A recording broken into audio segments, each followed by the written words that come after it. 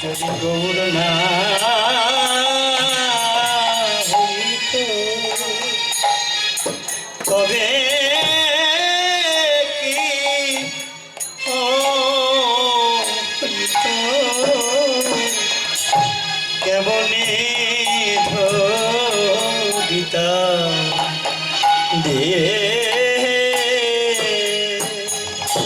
যদি গৌর না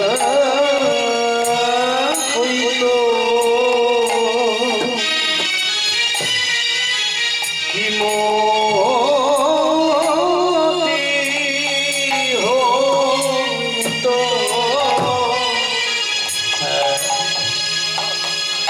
কেমনে ধরিতা যদি গৌর না হইত তবে কি হইত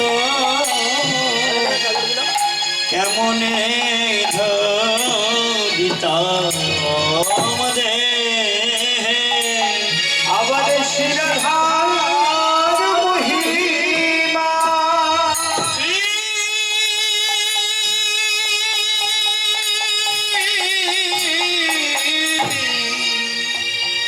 রাধার মহিমা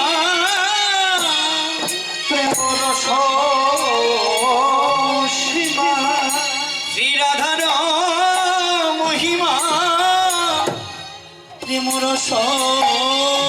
সীমা জগৎ জানাইত কে জগৎ জানাইত কে শ্রী রাধার মহিমা প্রেমর সীমা জগতে জানা তোকে জগতে জানা তোকে বলো বলো জগৎ মাঝে কে জানতো জগৎ মাঝে এই নাম কে জানতো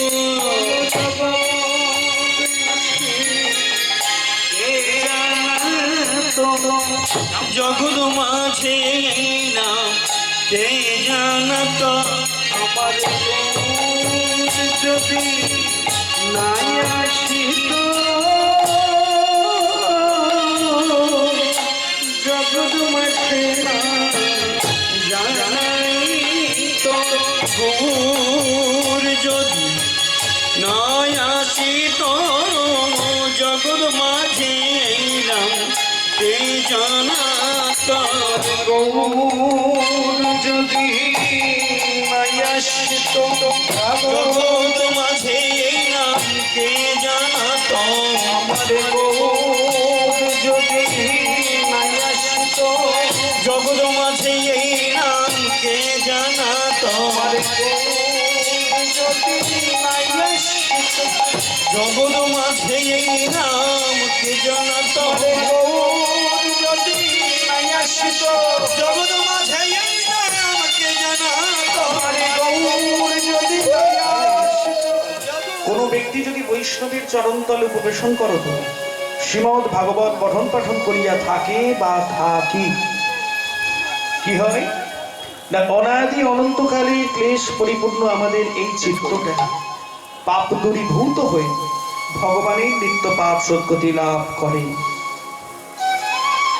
ঈশ্বর পরম কৃষ্ণ শ্রী সচ্চিদানন্দ বিগ্রহ অনাদির আদি গোবিন্দ সর্বকারণে কারণম যিনি সচ্চিদ আনন্দময় বিভু চৈতন্যময় ঈশ্বর যিনি পরাৎপর পরমেশ্বর ভগবান শুধু তাই নয় যিনি অনাদি হইয়া আদি রূপে প্রতিমান সেই পরাৎপর পরমেশ্বর ভগবান যতটুকু কৃপা করে আমার হেন বদন দিয়ে বলাইবেন আমি ততটুকুই আপনাদের সামনে পরিবেশন করিব এবং গুরু মহারাজের চরণাশ্রিত হতে পেরে তত্ত্ব বিশারদ কীর্তনিয়া শ্রীযুক্ত কার্তিক চন্দ্র বাইরি এবং আমার আরেক গুরু শ্রী হরিপদ সর্দারের চরণতলে গিয়ে যতটুকু পেয়েছি ততটুকু দেওয়ার চেষ্টা করব মাত্র।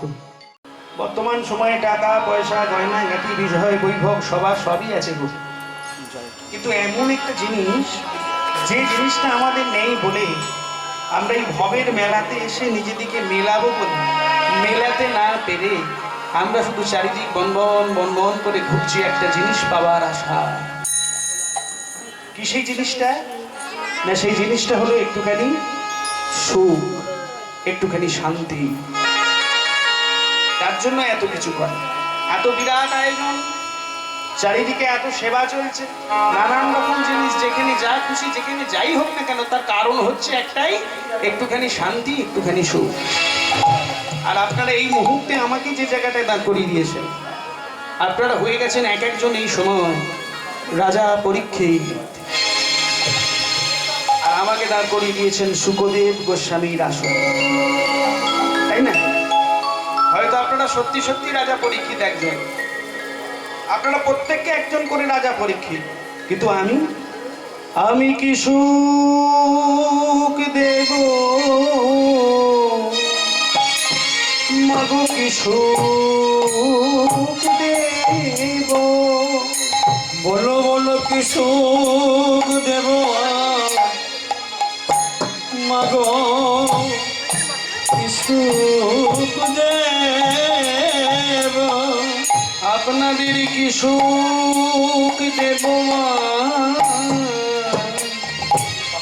কি সুখ দেব, আমি আজ কি সুখ দেব, বলো বলো কি সুখ দেব, আমি নই তো মাসে সেই সুখ দেব,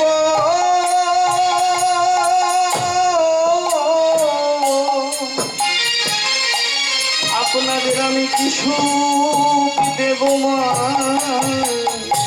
কি সুখ দেব, আমি নই সুখ দেব, আমি নই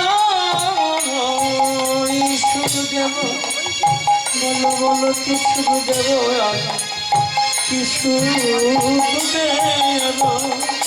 তাহলে আমি তো সেই সুখ দেব না, সেই সুখ দেব আমি নয়, তাহলে আমি আপনাদের কি সুখ দেব বলুন? তাহলে যত কিঞ্চিত, কিঞ্চিতের বিঞ্চিত হয়তো একটুখানি সুখ দিতে পারে, আবার সেটা আবার আমার নিজের কোনো ক্ষমতা নেই। মাথায় রাখবেন, একটা বড় কীর্তনিয়া যে 1,20,000 টাকা নিচ্ছে বর্তমান দিনে, আর যে 80,000 টাকা নিচ্ছে, আর যে 3,000 টাকা নিচ্ছে, 2,000 টাকা নিচ্ছে, যে এমনই কীর্তনিয়া হোক না কেন, সে তাকে হরিবাসরে এসে তার নিজের কোনো ক্ষমতা থাকে না। কারণ ওই হরিবাসনের মধ্যে যে সমস্ত ভক্তমণ্ডলী থাকে, তারা যদি একটুখানি কৃপা না করে, কীর্তনিয়ার এমন কোনো ক্ষমতা হয়ে যায়নি যে আপনাদেরকে কৃষ্ণ কথা, হরি কথা, গৌর কথা শ্রবণ করাবে। তাহলে যেটুকুন সময় আপনাদের চরণ তলে আছি, অন্তত এটুকুন সময় কিচ্ছু দিতে হবে, শুধু একটুখানি কৃপা করবেন যেন একটুখানি কৃষ্ণ কথা, হরি কথা, গৌর কথা আপনাদের শ্রবণ করাতে পারি। হরিবল হরিবল হরিবল। মাগো দাও দাও আমার কৃপা বাড়ি,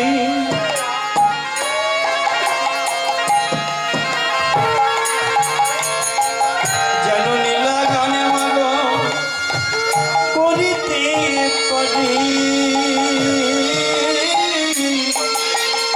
আজ দাও দাও আমার করুণার বাণী, মাগো নীলা গানে না করিতে পারি, দাও দাও আমার করুণার বাণী। হরিবল হরিবল হরিবল। হরে কৃষ্ণ। বলছি সবাই ভালো আছেন? জয় জয় রাধে। ও মাইরা, বলছি সবাই ভালো আছেন? একটু ভালোভাবে বলুন। বলছি সবাই ভালো আছেন তো? হরিবল হরিবল হরিবল। হরে কৃষ্ণ। একটুখানি ভালো থাকার জন্য, একটু কিছু করার জন্য, একটু ভালো না থাকা যায় তাহলে আর হয় না, তাই না? সব কিছুই তো ভালো থাকার জন্য। যাক, খুব ভালো লাগলো আপনারা ভালো আছেন বলতে। আসলে সকালবেলা বালিশে মাথাটা তোলার পর থেকে রাত্রিবেলা বালিশে মাথাটা রাখার আগে পর্যন্ত আমরা সারা দিনে যে কত মিথ্যে কথা বলি আমাদের জানা নেই। এখন এই মুহূর্তে এখনো পর্যন্ত সারাদিনে কেউ বলতে পারবে না একটাও মিথ্যে কথা বলি পারবেন? এই এমন একটা জিনিস সারাদিনে মোটামুটি যে হোক না যেখানে হোক না যেখানে একটুখানি ঠিক করা হয়ে গেছে।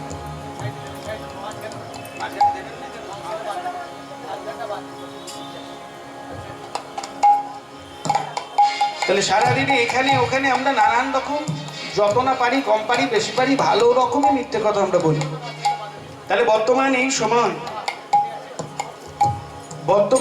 সময় আমরা যে জায়গায় সকলে মিলে একত্রিত হয়েছে, এই জায়গাটা কি মা? হরিবাসন। যেখানে হয় হরিনাম সংকীর্তন, সেটা হয় মধুরারূপী মধুর বৃন্দাবন। তাহলে এই মুহূর্তে যেহেতু আমরা সবাই মিলে একত্রিত হয়েছে এই মধুরারূপী মধুর বৃন্দাবন, এই হরিনাম নয় রে ভাই, আর এক হরিনাম আছে। এই হরিনাম নিয়ে যাবে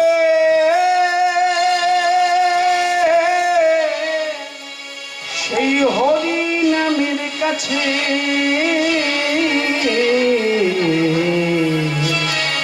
এই হরিনাম নয় রে ভাগা, আজ এক হরিনাম আছে। এই হরিনাম নিয়ে যাবে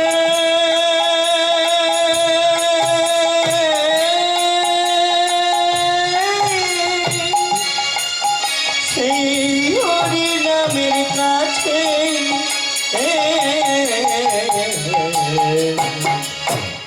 হরিনাম নয় রে ভাই, আর এক হরিনাম আছে। এই হরিনাম নিয়ে যাবে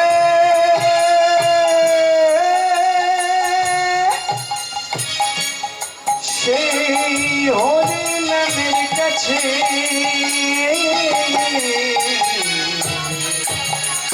এই হরিনাম নয় রে ভাই, আর এক হরিনাম আছে। এই হরিনাম নিয়ে যাবে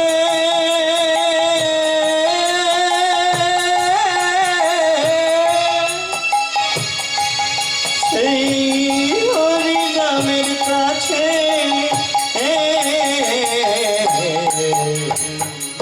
তাহলে এই হরিনাম না, আর একটা হরিনাম আছে ভক্তমন্ডলী ভক্তিমতী মায়েরা। তাহলে এই হরিনাম নয়, আরেকটা হরিনাম আছে। সেটা কি হরিনাম? তাহলে সেই হরিনামটা দেখতে কেমন, তার ডিজাইনটা কেমন? কি গো, আমরা যেটা বর্তমানে করছি এটা একটা হরিনাম, আবার আরো একটা হরিনাম আছে। হ্যাঁ, সেটা কিরকম হরিনাম? কি গো, তাই তো একটা জায়গায় বলছে, মহাপ্রভু বলছেন কি, বহিরঙ্গ ভক্ত লইয়া প্রভু করে নাম সংকীর্তন।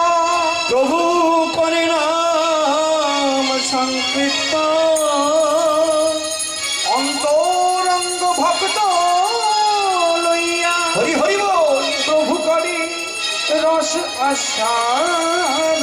প্রভু করে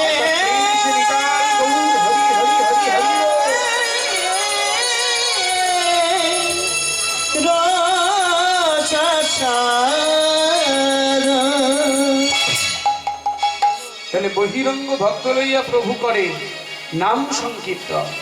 তাহলে বর্তমান এই সময়ে আমরা যার মধ্যে মেতে আছি, যেটার মধ্যে আমরা সবাই মিলে এক হয়েছি, সেটা কি?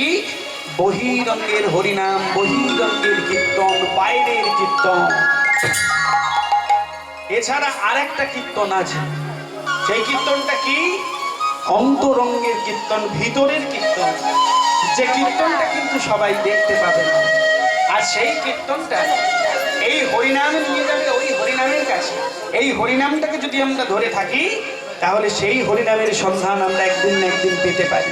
তাহলে সেই হরিনামের সন্ধান আমাদেরকে দেবে কি না, সেই হরিনামের সন্ধান দেবে আমাদেরকে সদ্গুরু। যেদিন থেকে আমরা এই সদ্গুরুর চরণ আশ্রয় করব, সেদিন থেকেই আমরা এই অন্তরঙ্গের হরিনাম, আমরা এই হরিনামের সন্ধানটা সেদিন থেকে আমরা পেয়ে যাব। আর সেদিন থেকেই ওই গুরুদেব, ওই সদ্গুরু শুধু আমাদেরকে বলবে, এই দেখো দেখো দেখো দেখো ভগবানকে কোথায় খুঁজছো। গুরুদেব বলবে আমাদেরকে, ভগবানকে খুঁজছো কোথায়? ভগবান মন্দিরে থাকে না, ভগবান কোন তীর্থক্ষেত্রে যাচ্ছ, ভগবান তীর্থক্ষেত্র থাকে না। ভগবান কোথায় থাকে জানি? ভগবান থাকে আমাদের এই হৃদয় মন্দিরে, ভগবান থাকে আমাদের এই দেহের মধ্যে, ভগবান অন্য কোথাও নাই। আর সেদিন থেকে যেহেতু গুরুদেব বলে দিয়েছে ভগবান এই দেহের মধ্যে আছে, যেহেতু গুরুদেব বলে দিয়েছে ভগবান আমাদের শরীরের মধ্যে আছে, তখন থেকেই আমরা ওই সঙ্গে সঙ্গে দেহের মধ্যে অন্বেষণ শুরু করে দিই। ও দেহের মধ্যে যদি ভগবান থাকে, দেহের মধ্যে যদি সত্যি সত্যি ভগবান থাকে, তাহলে আমাকে খুঁজতে হবে যে ভগবান কোনটা। আর সেদিন থেকেই আমরা দেহের মধ্যে খুঁজতে শুরু করি। উদয় বলো, তুমি নাকি দেহের মধ্যেই আছো? তো সত্যি সত্যি তুমি যদি দেহের মধ্যেই থাকো, আমি যে তোমাকে এত করে খুঁজছি, বলো না তুমি কোথায়? আমি যে বারবার তোমাকে খুঁজছি, বলো বলো বলো বলো তুমি কোনটা?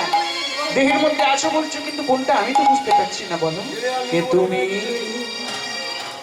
কাছে আছো তবু জানি না আছো কোনখানে। তুমি কাছে আছো তবু জানি না আছো কোনখানে। তুমি কাছে আছো তবু জানি না আছো কোনখানে। তুমি বাবু আওয়াজটা কেমন হচ্ছে জানো? কাছে আছো তবু জানি না আছো কোনখানে। যে কথা বলো তাই শুনে যায়, যে কথা বলো তাই শুনে যায়। যে কথা বলো তাই শুনে যায়, যে কথা বলো তাই শুনে যায়। বুঝি না তবু তার মানে, বুঝি না তবু তার মানে। বুঝি না তবু তার মানে। কে তুমি?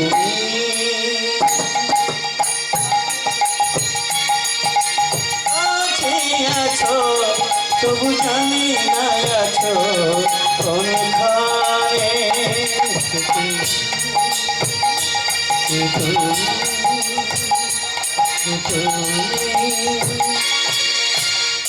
তুমি কাছেই আছো অথচ তোমাকে এত করে খুঁজছে, দেখো খুঁজেই পাচ্ছি না। আর এই খুঁজতে খুঁজতে খুঁজতে খুঁজতে ওই গুরুদেবের সান্নিধ্যে গিয়ে, গুরুদেবের চরণ তলে গিয়ে যেদিন আমরা এই খুঁজতে খুঁজতে খুঁজতে সত্যি সত্যি ভগবানকে দেহের মধ্যে যেদিন আমরা খুঁজে পেয়ে যাব, সেদিন বলবো দয়া সত্যি সত্যি তুমি আমার দেহের মধ্যে ভগবান, তাই না? সত্যি সত্যি তুমি যদি আমার দেহের মধ্যে ভগবান হও, সত্যি সত্যি তুমি যদি ভগবান হও, আজ যখন আমি তোমার সন্ধান পেয়েছি জানো, আজকের পর থেকে আমি তোমাকে আর ছাড়বো না। আর শোনো শোনো শোনো, যেহেতু পেয়েছি তোমাকে কোথায় রাখবো জানো? আজকের পর থেকে, আজকের পর থেকে আমি তোমাকে আমার মাথার উপরে করে রাখবো। না না না, মাথার উপরে যদি রাখি, যদি মাথা হেঁট করে প্রণাম করতে যাই বা কোনো কাজ করতে যাই, তুমি তো মাথা থেকে পড়ে যাবে, মাথায় রাখলে হবে না। তাহলে এক কাজ করি, দাঁড়াও, তোমাকে আজকের পর থেকে আমার মনের মধ্যে তোমাকে রাখবো। না না, সেটাও তো ভুল হবে, মন তো কথায় কথায় সব ভুলে যায়। যদি তোকে ভুলে যায়, না না, মনের ভেতরে রাখলে হবে। তাহলে তোমাকে কোথায় রাখবো জানো? আজকের পর থেকে তোমাকে এমন ভাবে রাখবো, তুমি আর আমাকে ছেড়ে যেতেই পারবে না। জানো কোথায় রাখবো? শুধু আমার করে রাখিব, ছেড়ে দেব শুধু আমার করে রাখব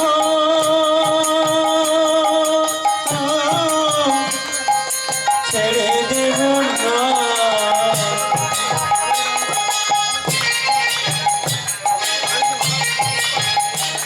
তুই আমার করে রাখব ছেড়ে দেব না চলে গেলে সোনার গৌরার তো পাবো না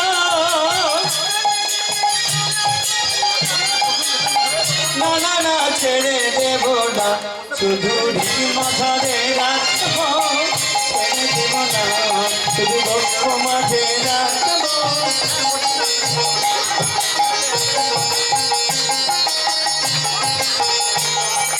ভুবন মোহন গোরা মণি জনর মনোহরাগ ভুবন মোহন গোরা মণি জনর মনোহরাগ নয়নে নয়ন দিয়ে কাজব মোহনা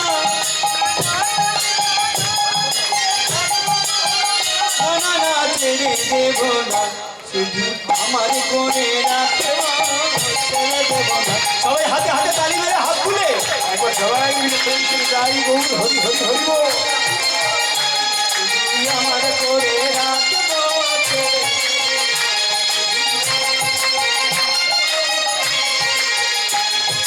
যাব ব্রজের কুলে কুলে মাধব ব্রজের পদ ধুলি গো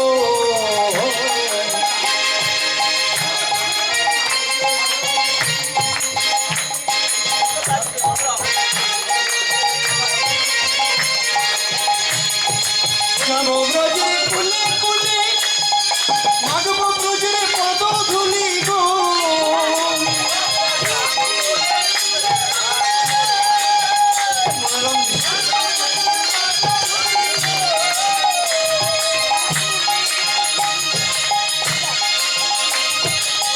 নয়নে নয়ন দিয়ে কাজব মোহনা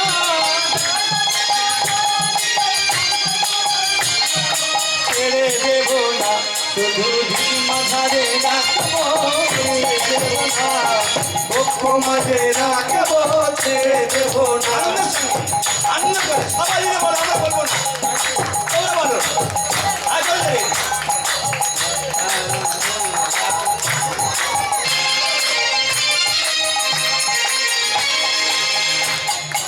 আনন্দ কি আনন্দ ভগবান আমাদের মনে কি আনন্দ ভগবানকে ধরে রাখার দায়িত্ব সম্পূর্ণ রূপে আমার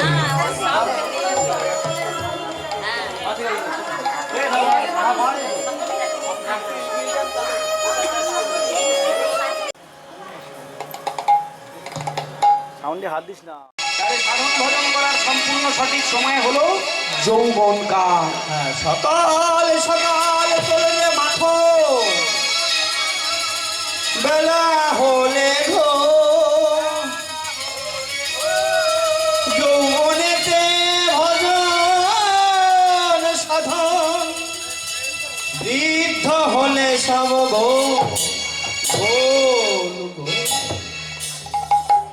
তাহলে যৌবনকালের মধ্যেই যা করার আমাদেরকে করতে হবে। যে যথাম্মাল প্রবর্তন্তে স্থান তথৈব ভজন্মহম মম বর্তানুবর্তন্তে মনুষ্য পার্থ সর্বস্ব।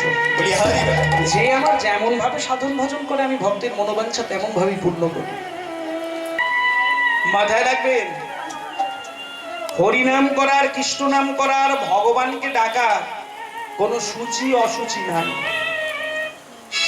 যে আজকে আমায় করতে নেই এই সূচি অসুচি কোনো না, সূচি অসুচি নাই। মাথায় রাখবেন, ভগবানকে ডাকার কোনো সময়ও নাই। ভগবানকে যদি ডাকতে পারেন, একটা সময় বলে দিয়ে যাই, এই সময়টা কিন্তু বাবা মা সবাই পাবে। কখন? ঠিক রাত্রিবেলা যখন শুতে যাবে, এই কোশ্চেন। সেই সময় আবার কাপড় চোপড় ছাড়া নানান রকম ভাবে শুদ্ধ আচরণ না গো না। যেজন আপনাকে এই পৃথিবীর বুকে পাঠিয়েছে, সবচেয়ে মালিক যদি ওপরওয়ালা হয়, তাহলে সেই ওপরওয়ালাকে বলতে হবে, তুমি তো আমাকে পাঠিয়ে দিই খালাস। এই মুহূর্তে তুমি যে আমাকে পাঠিয়ে দিয়েছো, তাহলে এখন আমার উচিত তোমাকে নিয়ে ভাবা, তোমাকে নিয়ে কিছু করা। কিন্তু আমি তো কিভাবে কি করি? তাহলে হে দয়াল, এই মুহূর্তের জন্য, এই একটুখানি সময়ের জন্য শুধু আমরা আমাদের কাজ নয় গো, তোমাদের কাজ করার জন্য, তোমার কাজ করার জন্য, এ দয়া অন্তত তোমার কাজ করার জন্য এই মুহূর্তের জন্য আমাকে বা আমাদেরকে একটুখানি শুদ্ধ করে নাও, পবিত্র করে নাও। তাহলে কি হলো, যার জিনিস করবো তাকেই বলছি আমাকে একটু পবিত্র করে নাও, আর সে কিন্তু পবিত্র করতে বাধ্য। আর যখনই পবিত্র করে দেবে, সঙ্গে সঙ্গে স্বামী স্ত্রী বাবার মা দুজনে পাশাপাশি বসে একটুখানি কৃষ্ণ নাম করবেন, হরিনাম করবেন। এতে কি হয় জানো, এই যে সুন্দরভাবে কীর্তন হচ্ছে, যেখানে যাই হোক আপনারা যে এসেছেন সুন্দরভাবে বসে আছেন, আপনারা আমাকে দেখতে পাচ্ছেন, আমি আপনাদেরকে দেখতে পাচ্ছি, তাই না? কিন্তু এমনি এমনি দেখতে পাচ্ছি, চোখ থাকলেও কিন্তু দেখতে পেতাম না। এই ছাদের উপরে আমি কীর্তন করব, কোনো লাইট যদি না জ্বলতো আপনারা দেখতে পেতেন কি? তাহলে এই মুহূর্তে যে লাইটটার ব্যবহারে আমাকে দেখতে পাচ্ছেন, এই লাইটটা কিন্তু এমনি এমনি জ্বলেনি। এই লাইটটাকে জ্বালতে গিয়ে কি হয়েছে, নেগেটিভ এবং পজিটিভ এই দুটো মিশে তারপরে কিন্তু লাইটটা জ্বলেছে, নাহলে কিন্তু লাইট জ্বলে। ঠিক তেমন সাধন ভজন, ভগবানের পথে যাওয়া, ভগবানকে পাওয়া, একা একা গেলে বড় দেরি হয়ে যাবে।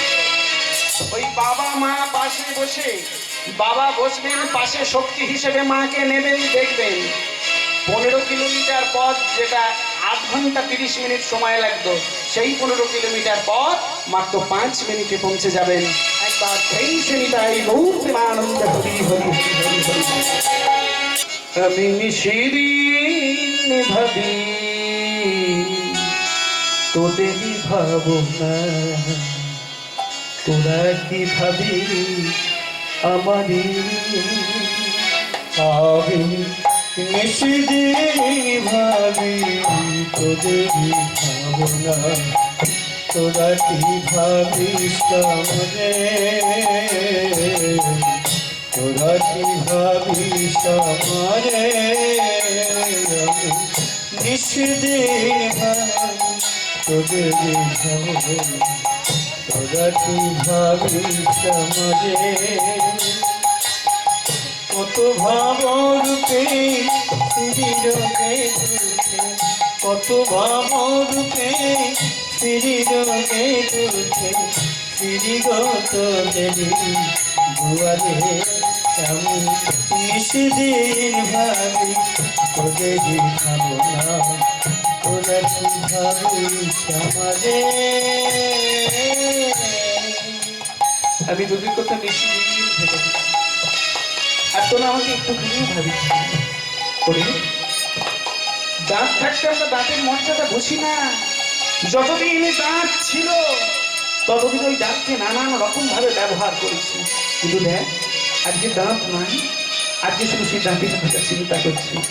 তাই ভক্তমণ্ডলী ভক্তিমতী নাই, যেটুকুন সময় আছে জীবনের শেষ প্রান্তে এসে, যেটুকুন সময়ে এসে দাঁড়িয়েছেন, অন্তত আজকে এখানে বসে বসে নিজের মনে মনে প্রতিজ্ঞা করে বলতে হবে, আজকে আমরা এই সময় জীবনের একদম শেষ প্রান্তে পৌঁছেছি। যার যেমন যত বয়সী হোক না কেন, এখনই একজন হয়তো হঠাৎ করে বলবে, এটা কিরকম কথা হলো, আমার সঙ্গে আমার ছোট ছেলেটা এসছে, ওরা এখনো সময় হয়ে গেল, জীবনের শেষ প্রান্তে এই তো সবে শুধু, তাই না? কিন্তু না গো না, কেন বলতে পারে আপনাদের এই কীর্তন শোনাই আজকে জীবনের শেষ কীর্তন শোনা? বলতে পারবেন? আমি চ্যালেঞ্জ দিয়ে বলতে পারবো কি যে কালকে আমার যেখানে কীর্তন আছে আমি কীর্তন করতে পারবো? অসম্ভব। আজ এই মুহূর্তে এখন কীর্তন করছি, এটাই সত্য। কালকে কি আমি থাকবো কি না থাকবো তাই জানি না। তাহলে বর্তমান এই সময় আমরা যে যেখানেই থাকি না কেন, ভেবে নিতে হবে, বা সত্যি সত্যি কিন্তু এটা আমাদের জীবনের শেষ দিন, কারণ কালকে আমরা থাকবো নাকি কেউ জানি না। অর্থাৎ জীবনের শেষ প্রান্তে এসে যেটুকুন সময় আছে, হে দয়ালকে বলতে হবে, হে দয়াল আমি তো কিছুই জানি না, তেমন জ্ঞানহীন, বুদ্ধিহীন, ভক্তিহীন, মনহীন, মন্ত্রহীন, আমি কিছুই জানি না গো। তবে শোনো দয়াল, আজকে এই মুহূর্ত থেকে আমার জীবনের ভালো মন্দ, শুভা অশুভ জীবন যৌবন যেখানে যা কিছু ছিল, আমি তোমার চরণে সঁপে দিলাম। একবার প্রেম সেবিকাই গৌর প্রেমানন্দ হরি হরি হরি হরি হরি হরি। হরি বল হরি বল হরি বল হরি বল হরি বল হরি বল হরি বল হরি বল হরি বল হরি বল হরি বল হরি বল হরি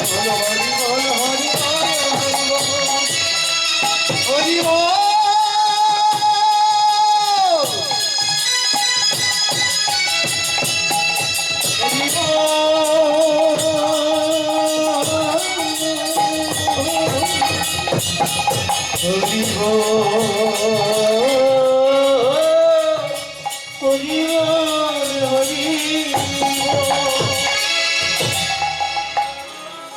তাহলে যেটুকুন সময় আর আছে সেটুকুন সময় একটুখানি আপনাদের করজোরে বলে যাই, একটুখানি সময় কৃষ্ণনাম করুন, হরিনাম করুন, দেখবেন ভালো থাকবেন সত্যি সত্যি। তবে মাথায় রাখবেন, করার আগে একটা কথা বলে দিই, অবশ্যই করবেন ঠিক আছে, কিন্তু কোনো কিছু ভাব নিয়ে করতে যাবেন না। কারণ আমরা তো সবসময় কিছু করি কিছু পাওয়ার আশায়, তাই না? আমরা বর্তমানে এই সময় টাকা পয়সা সব খরচ করি বটে, যেখানে যা কিছু আছে সব করি বটে, কিন্তু কিছু ভালো জিনিস পাবার আশা। মাথায় রাখবেন, যখন নিঃস্বার্থ ভাবে, যখন একাগ্রতা চিত্তে সত্যি সত্যি আকুল হয়ে ব্যাকুল ভাবে হরিনাম করবেন, সে হরিনামের ফল কিন্তু হাতে নাতে আপনারা পাবেন। মাথায় রাখবেন, আসবার সময় রাধা গোবিন্দের বিগ্রহ দেখে এলাম। এই যে রাধা গোবিন্দের বিগ্রহ আছে না, যখন প্রণাম করতে গেলাম দেখলাম রাধা গোবিন্দ খুব সুন্দরভাবে সাজানো হয়েছে, তাই না? দেখুন একবার, খুব সুন্দরভাবে সাজানো।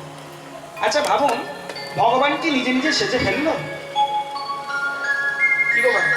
তাহলে ভগবানকে সাজানো হয়েছে, কে সাজালো? ভক্ত। তাহলে ভগবানের এত প্রাধান্য ভক্তদের জন্য। ভক্ত যদি না থাকতো ভগবানের কিন্তু এত প্রাধান্য হতো না। আপনারা যদি বসে বসে কীর্তন না শুনতেন, আমি দাঁড়িয়ে দাঁড়িয়ে বকতাম কি? তাহলে ভগবান হয়ে বসে আছো তুমি ঠিকই, কিন্তু তুমি ভগবান হয়েছো ভক্তের জন্য। তো আসুন, এসেছি যখন আপনাদের চরণতলে, একটা ভক্তের জীবন আলেখ্য আপনাদের সামনে আলোচনা করি, এবং যে জীবন আলেখ্য ভক্তের আলোচনা করবো সেটা আপনাদের এই কলকাতারই ঘটনা। বাগবাজারে মোহিনী নামে এক বেশ্যা যে ছিল,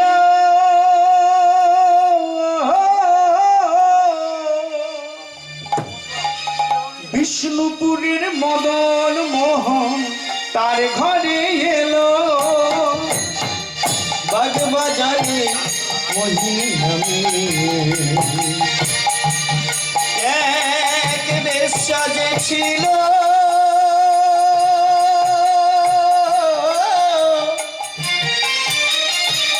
বিষ্ণুপুরের মদন মোহন তার ঘরে গেল।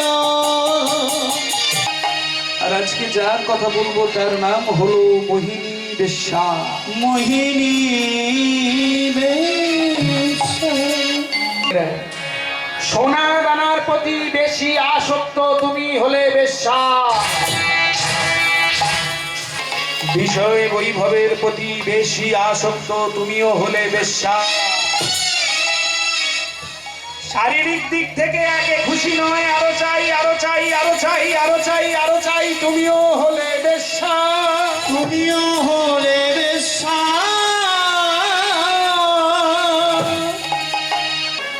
যাদের বেশি বেশি আশা রে, বেশি বেশি আশা রে, বেশি বেশি আশা রে, বেশি বেশি আশা রে, অল্পেতে সাথে মেটে না যাবে, বেশি বেশি আশা রে, অল্পে সাথে মেখে না যাবে, বেশি বেশি আশা রে।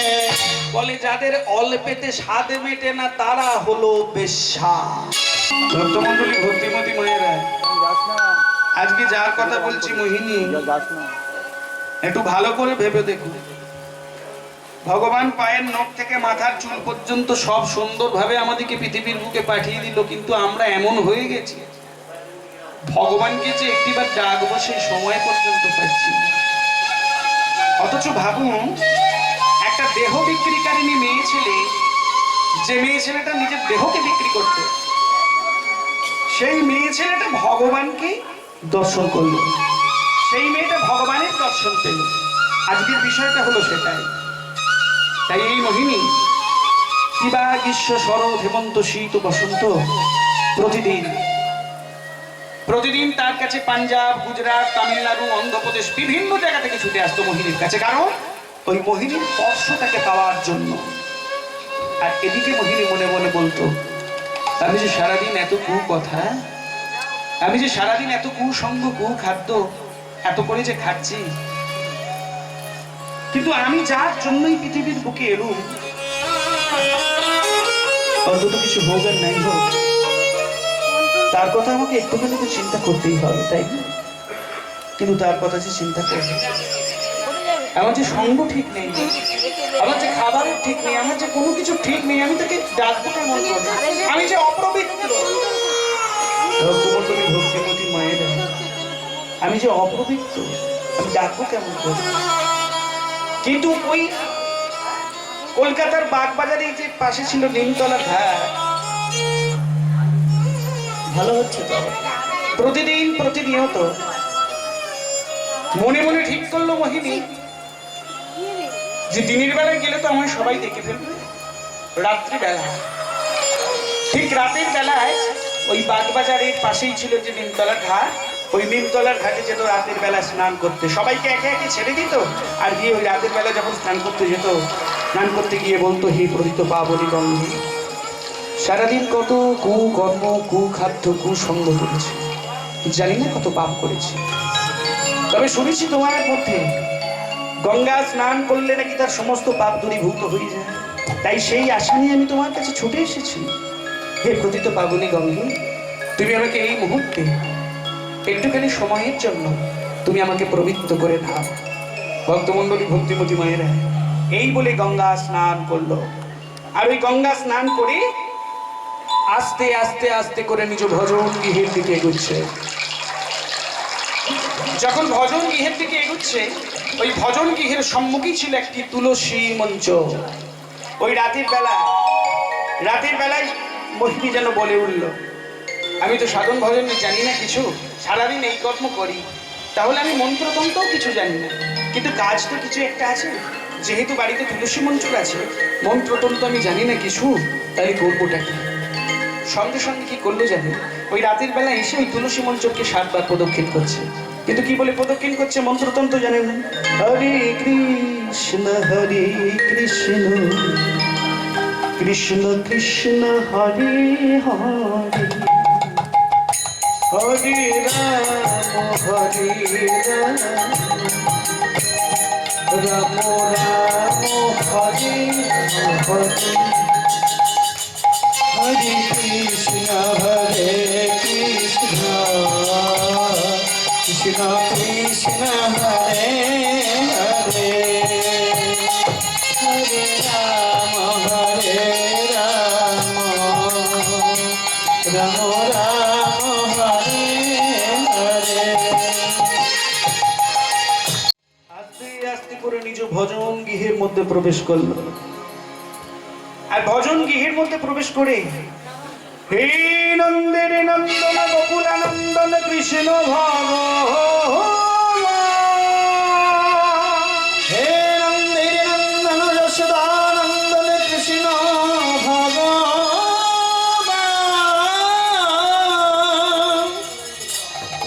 আমি যে তোমায় এত করে ডাকি, তুমি আসো না কেন গো? বলো না তুমি কেন আসো না? ও, আমি জঘন্যা বলে তুমি আমার কাছে আসো না, আমি নিকৃষ্টা প্রতিটা বলে তুমি আমার কাছে আসো না, তাই না? আমি একটা দেহ বিক্রিকারিণী মেয়ে ছেলে বলে তুমি আমার কাছে আসো না, তাই না? এই কথা যখন বলছিল ভগবানের উদ্দেশ্যে, তখন সেই মুহূর্তে ঘরের জানালাটা খোলা ছিল, আর ওই জানালার পাশ দিয়ে একটা পাখি যেন কিচিমিচি করে কি যেন বলে দিয়ে চলে যাচ্ছে। আর যখনই পাখিটা কিচিমিচি করে কি যেন বলছে, তখন ওই পাখিটার দিকে তাকিয়ে মোহিনী যেন হঠাৎ করে বলে উঠল, ও বিহঙ্গ রে, বলে দে রে প্রভু ঠিকানা, যার কথা এত ভাবি সে বাজে না বিনা, সে সে ছাড়া বাঁচি না বিনা।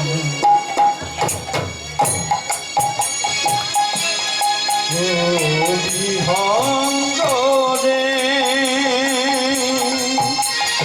বলে দে রে প্রভু তারা যার কথা এত ভারী সে ছাড়া বাজে না বিনা, সে ছাড়া বাজে না বিনা। ও বিহঙ্গরে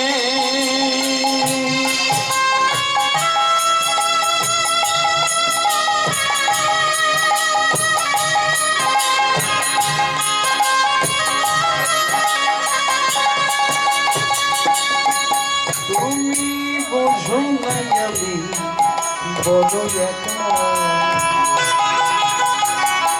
আমার আমিতে সে লুকালে কোথায়। বোঝো না আমি বড় একা,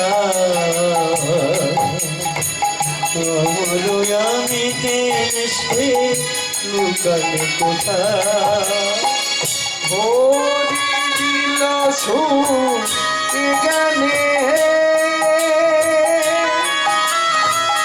দেখো প্রভু সদা তুমি মনে। ওরে দিল সুর এ গানে,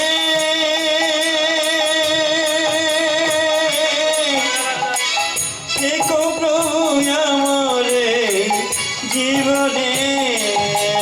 বলো আমি কি ভুলিতে পারি, আমি কি ভুলিতে পারি। যার কথা এত ভারী, যার কথা এত ভারী সে ছাড়া বাজে না বিনা, সে ছাড়া বাজে না বিনা।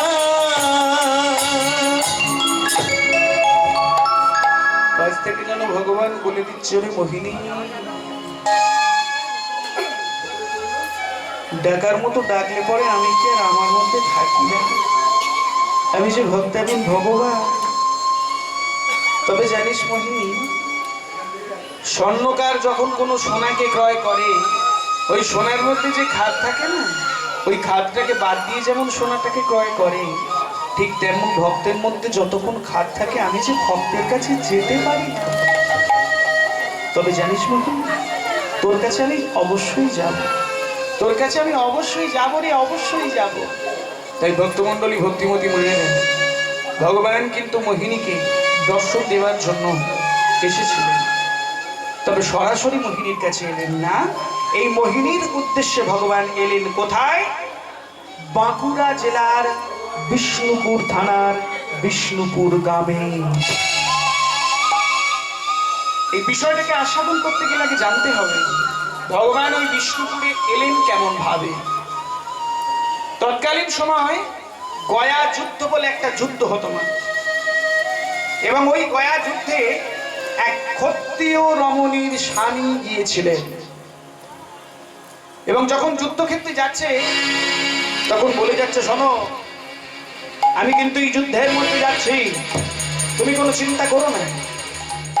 এই গয়া যুদ্ধের মধ্যে ওই ক্ষত্রিয় রমণীর স্বামী প্রাণ ত্যাগ করলো। যখন প্রাণ ত্যাগ করেছে, সঙ্গে সঙ্গে বাড়ির মধ্যে খবর দিয়ে দেওয়া হলো, শোনো তোমার স্বামী যুদ্ধের মধ্যে গিয়েছিল, কিন্তু তোমার স্বামী আর নাই, তোমার স্বামী আর বাড়ি ফিরবে না। সঙ্গে সঙ্গে না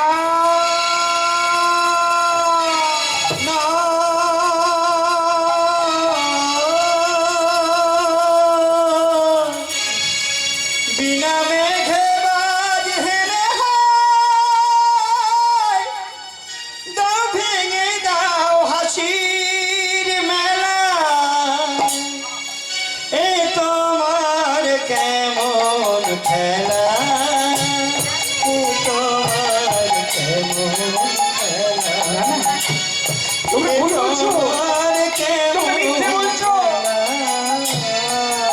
সে যখন গেল সে তো বলেই গিয়েছিল আমি ফিরে আসবো। সে তো বলেছিল আমি আসছি। হাসি কান্নার এই দুনিয়া কারে হাসা কারে কাঁদা, কেউ বা সুখের স্বপন দেখে, কেউ বা ভাষায় দুঃখের ধারা। এ তোমার কেমন খেলা, এ তোমার কেমন না না, যুদ্ধের মধ্যে গিয়ে যখন প্রাণ দিয়ে গিয়েছে প্রাণ বিসর্জন, ঠিক সেই সময় এই ক্ষত্রিয় রমণী পঞ্চম মাসের গর্ভবতী। যখন স্বামী বিয়োগ ঘটছে তখন এই ক্ষত্রিয় রমণী পঞ্চম মাসের গর্ভবতী। ভক্তমণ্ডলী, ভক্তিমতী মায়েরা, এখনকার আর তখনকার দুটো জিনিস কিন্তু আলাদা ছিল। এখন যদি আমরা কেউ মনে করি যে একটু মথুরা, বৃন্দাবন কিংবা এই অযোধ্যায় রাম মন্দির হয়েছে, একবার সবাই মিলে দেখতে যাব, যদি আমি মনে করি, আমি কিন্তু বিশেষ করে কাউকে খুঁজবো না মা, যদি পকেটের মধ্যে পয়সা থাকে খুঁজবো। আমরা এখন বর্তমানে এই সময় মাত্র তিনজনকে চিনতে পেরে গেছি, তিনজনকে চিনতে পারি। সেটাকে আমারটা হলেই হয়ে গেল, আমার বউয়েরটা হলেই হয়ে গেল, আর আমার ছেলেরটা হলেই হয়ে গেল। বাকি কিন্তু আর কিছু দেখতে যাই না। পকেটে বেশি টাকা থাকলে হাওড়ায় চলে যাব, টিকিট কাটবো। চারিদিক থেকে এখন টিকিট কাটা যায়, ইন্টারনেটে টিকিট কাটা যায়, চারিদিকে টিকিট কাটছি। যে তীর্থক্ষেত্র যেখানেই যাই চলে যাব, কিন্তু চিনি না কাউকে তিনজন ছাড়া। কিন্তু তৎকালীন সময়ে যদি কেউ তীর্থক্ষেত্র ভ্রমণ করতো, কোনো জায়গায় যেত, সবাইকে জিজ্ঞেস করে যেতে হতো মা। পাড়ার লোককে জিজ্ঞেস করতে হতো, গ্রামের লোককে জিজ্ঞেস করতে হতো, সকলে মিলে একত্রিত হয়ে যেতে হতো। তাই সকলে মিলে ঠিক করেছে, শোনো শোনো, এই সামনে যে রথযাত্রা আসছে, এই রথযাত্রাতে আমরা সবাই ঠিক করেছি আমরা ওই শ্রীক্ষেত্রে চলে যাব। পুরীধাম জগন্নাথ ধামে যাব, শ্রীক্ষেত্রে যাব। তাই এক কাজ করো তো, সবাই মিলে একবার গোটা গ্রামটা ঘুরে ফেলো, কেউ যদি আমাদের সঙ্গে যেতে চায় একটু দেখ। তাই শুরু হয়ে গেল গ্রামের মধ্যে প্রত্যেকটা বাড়িতে বাড়িতে ঘোরা। আর ঘুরতে ঘুরতে যেতে বলা হচ্ছে, কি গো কেউ আমাদের সঙ্গে যাবে? কেউ বলে না না, এবছর আর যাবো না, আগের বছর তো গিয়েছিলাম। কেউ বলে না, শরীর খারাপ, নানান রকম অজুহাত। আর এই জিজ্ঞেস করতে করতে করতে সকলের শেষে জিজ্ঞেস করতে ঢুকলো এই ক্ষত্রিয় রমণীর গৃহে, কি গো কি ব্যাপার, তোমরা একসাথে সবাই মিলে আমার বাড়িতে কি ব্যাপার? কিছু বলে, শুনুন, আমরা সবাই মিলে ঠিক করেছি আমরা ওই শ্রীক্ষেত্রে চলে যাব। সামনে যে রথযাত্রা আসছে, আমরা সবাই মিলে জগন্নাথ ধামে যাব। তা তুই কি আমাদের সঙ্গে যাবি? বলে, হ্যাঁ গো। তোমরা কেমন ভাবে বলছো কথা? তোমরা জানো না আমি এই মুহূর্তে পঞ্চম মাসে গর্ভবতী, আর এই পঞ্চম মাসের গর্ভবতী অবস্থায় আমি তোমাদের সঙ্গে যাবো কেমন করে? ভক্তমণ্ডলী, ভক্তিমতী মায়েরা, এখনকার মতো পুরী যাওয়া তখনকার পুরী যাওয়া ছিল না। এখন তো মাত্র 3 ঘন্টায় পুরী যাওয়া যায়। হাওড়ায় বন্দে ভারতে চাপবেন, 3 ঘন্টায় পুরী পৌঁছে দেবেন। কিন্তু তৎকালীন সময় পুরী যেতে হলে পদব্রজে পায়ে হেঁটে হেঁটে যেতে হতো পুরী। তাহলে কোথায় বিষ্ণুপুর, সেখান থেকে চলে যাব সেই শ্রীক্ষেত্র পুরীধাম। সেই পুরীতে আমি যে যাব, এই পঞ্চম মাসের গর্ভবতী অবস্থায় আমি যাবো কেমন ভাবে? না গো, আমি যাব না। পাশ থেকে হঠাৎ একজন বলে উঠলো, ও বুঝেছি বুঝেছি, খুব ভয় পেয়ে গেছো তুমি, না? পথের মধ্যে যদি কোনো বিপদ হয়, সেই বিপদের ভয়ে তুমি যাবে না বলছো আমাদের সঙ্গে, তাই না? বলে, রাখে হরি তো মারে কে, আর মারে হরি তো রাখে কে। তুই হয়তো ভাবছিস যে পথের মধ্যে বিপদ হবে, কিন্তু সেজন যদি চায় তোর ঘরের মধ্যেই বিপদ হবে। তাই ভক্তমণ্ডলী, ভক্তিমতী মায়েরা, ওই কথা শুনে ওই ক্ষত্রিয় রমণী ঠিক থাকতে না পেরে বললো, ঠিক আছে, তোরা যখন বলছিস চলে চল, তোমাদের সঙ্গে আমি যাবো। কোথায়? আমি ওই শ্রীক্ষেত্রে যাবো, পুরীধাম যাবো।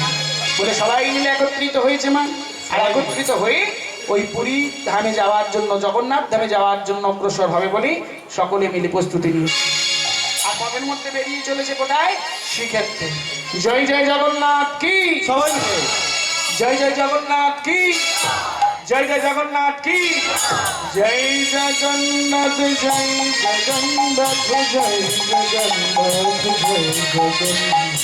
পথের মধ্যে চলতে চলতে চলতে চলতে মা পঞ্চম মাস থেকে ষষ্ঠ মাস, ষষ্ঠ থেকে সপ্তম, সপ্তম থেকে অষ্টম, থেকে নবম, থেকে হঠাৎ করে ওই পথের মাঝে দশম মাসে পড়ে গেল। যখনই পথের মাঝে 10 মাসে পড়ে গেছে, হঠাৎ করে শুরু হলো গর্ভ যন্ত্রণা। পাশে যারা যাচ্ছিল সকলে মিলে বুঝতে পেরে গেলে, এক কাজ কর, যার চরণতলে যাব বলে আমরা সবাই মিলে আজকে চলেছি, সেই জন্যই ডাক, সে আমাদের রক্ষা করবে। সঙ্গে সঙ্গে হে জগতের নাথ জগন্নাথ, তোমার চরণে যাব বলে আমরা সকলে মিলে একত্রিত হয়েছি। পথের মাঝে এই ভয়াবহ আমাদের এই যে বর্তমান সময়ে আমরা যে ভয়াবহ অসুবিধার মধ্যে পড়েছি, আমাদেরকে তুমি রক্ষা করবা, তুমি রক্ষা করো ভক্তমণ্ডলী, ভক্তিমতী মায়েরা। তাই কি হলো না, তৎকালীন সময়ে পথের পাশে বিরাট বড় বড় বৃক্ষ ছিল, গাছ ছিল। ওই গাছের নিচে কাপড় দিয়ে ঘিরে দেওয়া হলো। আর ওই কাপড়কে ঘিরে দেওয়ার পর ওই বৃক্ষের পাদদেশে জন্ম দিল একটা ফুটফুটে পুত্র সন্তান। পথে আস্তে আস্তে সেই সন্তানকে নিয়ে এত কষ্ট, এত যন্ত্রণা, মা যেন ক্ষণিকের মধ্যে সবকিছু ভুলে গেল। শুধুমাত্র ওই ছেলের কণ্ঠস্বরটাকে শুনি। ভক্তমণ্ডলী, ভক্তিমতী মায়েরা, যে মা আমাদের জন্য বর্তমান সময়ে এত কিছু করছে, যে মা আমাদের জন্য এত কিছু করলো, কিন্তু আমরা সেই মাকেই ভুলে গেলাম। তাই না বাবা? হ্যাঁ, সেই মাকেই আমরা গেলাম বর্তমান সময় সম্পূর্ণরূপে ভুলে। বর্তমান দিনে আমার মতো কিছু বাঁদর আছে, সেই বাঁদরগুলো ভুলে যাচ্ছে নিজেদের মাকে। মা যে কত কষ্ট করে আমাকে এই পৃথিবীর বুকে আনলো, 10 মাস 10 দিন এই গর্ভে ধারণ করলো। যখন হয়েছিলাম জানি না ওজন আমার কত ছিল, 2 কেজি কি 2.5 কেজি কি 1.5 কেজি তাও জানি না। ওরে মা যে 10 মাস তোকে এই অবস্থায় গর্ভের মধ্যে ধারণ করেছিল, তুই শুধু ভাব মা তোকে কি কষ্ট পেয়েছিল তোকে গর্ভে রাখতে। তোকে 2 কেজি 4 কেজি বহন করতে হবে না, একটা ইটকে অর্ধেকটা নিয়ে তোর পেটের মধ্যে 1 সপ্তাহ বেঁধে রাখ। 500 গ্রামের ইটকে যদি 1 সপ্তাহ বেঁধে রাখিস না পেটের মধ্যে, বুঝতে পারবি মা তাহলে তোর জন্য কত কষ্ট করে তোকে রেখেছিল গর্ভের মধ্যে। ভক্তমণ্ডলী, ভক্তিমতী মায়ের। আর আজকে মা যখন ওই কণ্ঠস্বর শুনেছে, সঙ্গে সঙ্গে মা যেন সবকিছু ভুলে গেল। কিন্তু বর্তমান সময়ে এমন জায়গায় দাঁড়িয়েছে মা, আমরা তো সব তো বলেই গেলাম। বাড়ির মধ্যে 2 জন গো, 2 জন। সারাদিন মাত্র 2টো প্রাণী থাকে বাড়ির মধ্যে, শাশুড়ি আর বৌমা, আর কেউ থাকে না। একমাত্র ছেলে, আর এই ছেলে সকালবেলা চলে যায় চাকরিতে, আর রাত্রিবেলা 10:30 11টার সময় বাড়ি ফেরে। কি গো মা, 10:30 11টার সময় ছেলে বাড়ি ফেরে। কিন্তু যখন চাকরিতে চলে যায়, আর ছেলে যখন প্রতিদিন রাত্রিবেলা এসে বাড়িতে ঢোকে, সঙ্গে সঙ্গে বৌমা শুরু করে দেয়, শোনো তোমার মাকে নিয়ে আমি আর পারবো না। আজ তোমার সঙ্গে আমার বিয়ে হয়নি, অনেকদিন বিয়ে হয়ে গেল, কিন্তু এতদিন যে বিয়ে হয়ে গেল তোমাকে কবে থেকে বলছি বলো তো, যে তোমার মাকে নিয়ে আমি আর পারছি না। উল্টো পাল্টা কথা, নানান রকম কথা, আমার আর ভালো লাগছে না। কিন্তু ছেলে কি করবে মা, ভালো ছেলে তো, না পাচ্ছে বইয়ের দিকে যেতে, না পাচ্ছে মায়ের দিকে যেতে। ভক্তমণ্ডলী, ভক্তিমতী মায়েরা মাথায় রাখবে, বর্তমানে এই সময়ে কিন্তু ভালো ছেলে আছে। আর যে সমস্ত ভালো ছেলেগুলো আছে তারা কিন্তু বেশি দিন বাঁচে না মা। যদি বলেন কেন, মা এবং বইয়ের মাঝখানে পড়ে সে কোনো দিকে যেতে না পেরে জানবেন সে নিজেই এই পৃথিবী ছেড়ে চলে যায়, যদি সত্যি সত্যি সে ভালো ছেলে হয়। আর আজকে এই সময় মা, তোমার মাকে তুমি কোথাও দিয়ে আসতে পারছো না, তোমার মায়ের কিছু একটা ব্যবস্থা করতে পারছো না। এই ঝড় জলের রাতে তোমার মাকে নিয়ে তুমি দূরে কোথাও গাছের নিচে বসিয়ে দিয়ে আসতে যাও।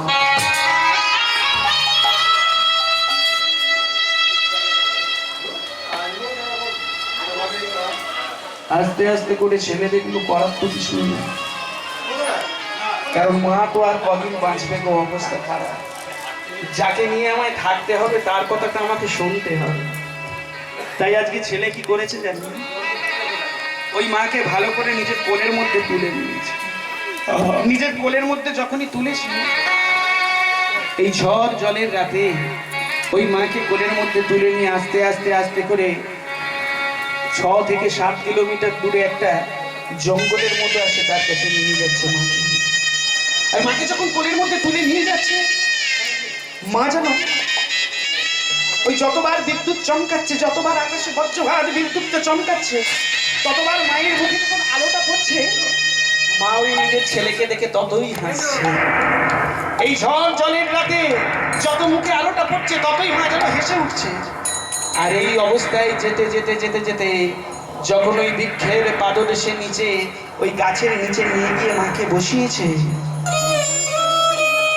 বসানোর সঙ্গে ছেলে যেন বলে উঠল, মা, ও মা, আমি জানি তুমি খুব রাগ করছো, আমি জানি তোমার খুব কষ্ট হচ্ছে।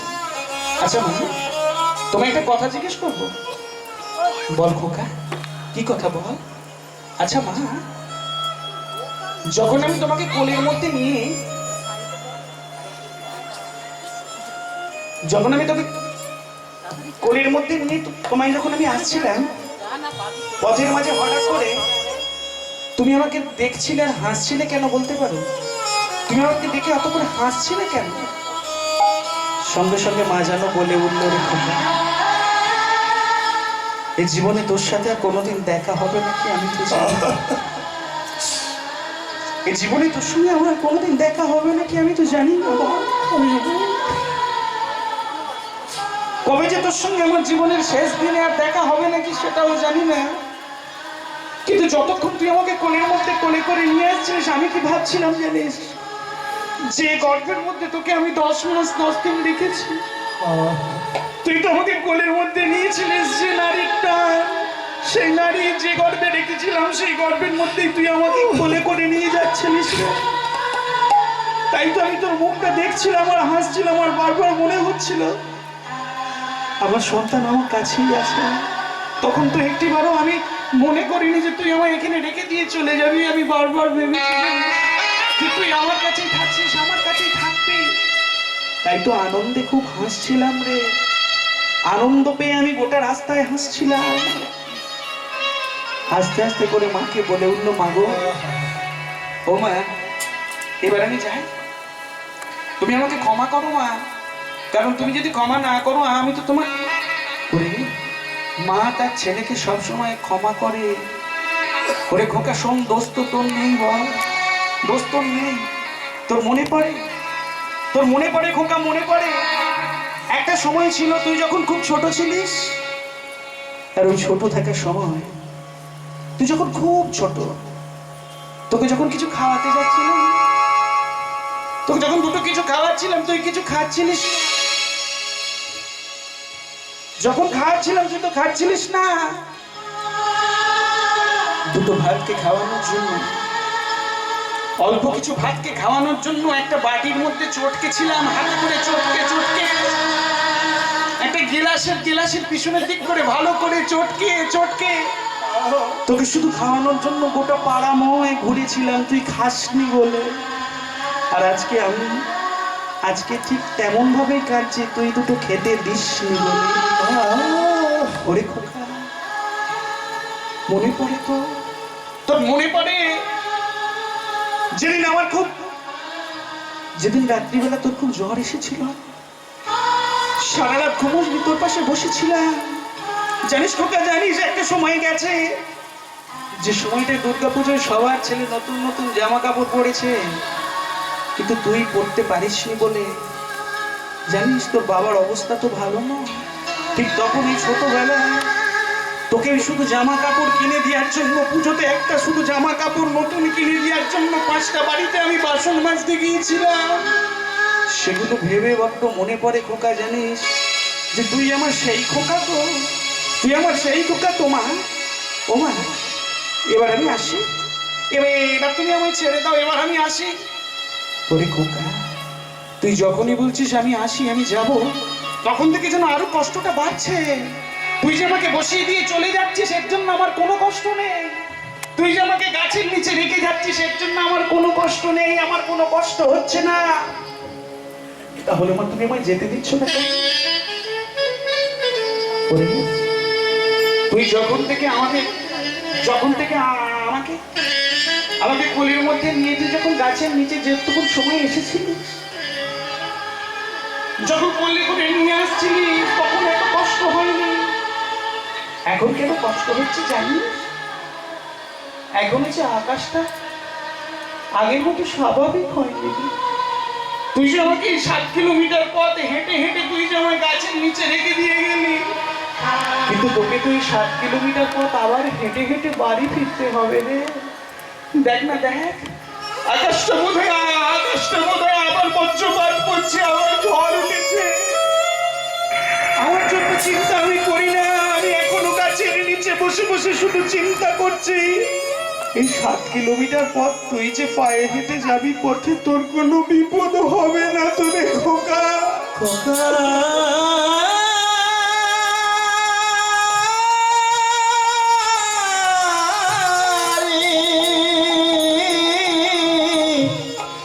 জানি তোর কোনো বিপদ হবে না, জানি তো পথের মধ্যে কোনো বিপদ হবে না, তো সেটা ভেবে শুধু কাঁদছি। ওরে খোকা, আজ থেকে তুই আমায় লাথি মারছিস না। যখন তুই ছোট ছিলিস, আমার গর্ভের মধ্যে ছিলিস, আমি আনন্দে হেসেছিলাম, কেঁদেছিলাম। যেদিন তুই আমার গর্ভের মধ্যে প্রথম লাথি মেরেছিলিস, আমি সেদিন ভেবেছিলাম আমার সন্তান ভালো আছে বলেই তো আমার গর্ভের মধ্যে লাথি মারছে, তাই না? আমি আনন্দে হেসেছিলাম, আনন্দে কেঁদেছিলাম। তখনও আমাকে লাথি মেরেছিস গর্ভের মধ্যে থেকে, আর আজও আমাকে লাথি মারছিস, তাই না? দোস্ত নয়। ওরে খোকা, এই জগতে যদি ভালোবাসতে যদি কেউ পারে, সেটা একমাত্র হলো মা। এই জগতে সবাই ভালোবাসতে পারে না, শুধু ভালোবাসার মতো বাঁচতে পারে শুধু মা। পকেটের মধ্যে যতদিন টাকা পয়সা থাকবে, ততদিন বন্ধু বান্ধবী আত্মীয় স্বজন সবাই তোর পাশে থাকবে। কিন্তু যেদিন তোর পকেটে টাকা পয়সা থাকবে না, সেদিন তোর পাশে কেউ থাকবে না রে, কেউ থাকবে না। আমি আজ থেকে কাঁদছিনি রে, আজ থেকে কাঁদিনি। আমি যেদিন প্রথম কেঁদেছিলাম, এই পাড়ার লোক, গ্রামের লোক সবাই আনন্দ করে বলেছিল ওদের বাড়ির ছেলে হয়েছে, আমরা মিষ্টি খাবো। কিন্তু সবাই যখন মিষ্টি খাবার আনন্দে আনন্দিত, ঠিক সেই সময় আমি কোথায় জানি, কেন কাঁদছি, কোথায় গিয়েছিলাম, কিভাবে জানি? কেউ কাঁধে দিত সব খাবে, শুধু কেঁদেছিল মা।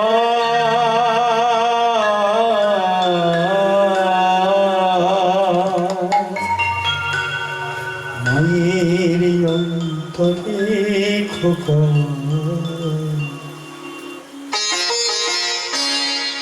যেন ব্যথা দিছে না, কেউ কাঁদে দিত সব কালে, কেঁদেছিল মা।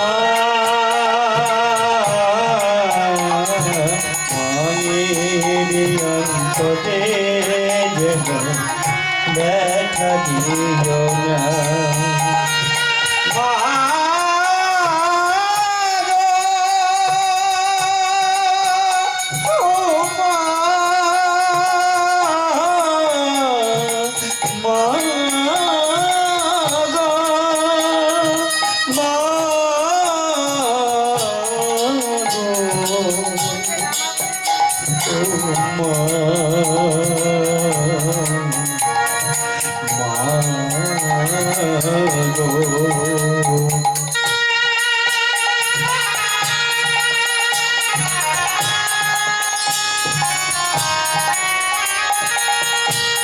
তুরি ঘরে মাঝে আমার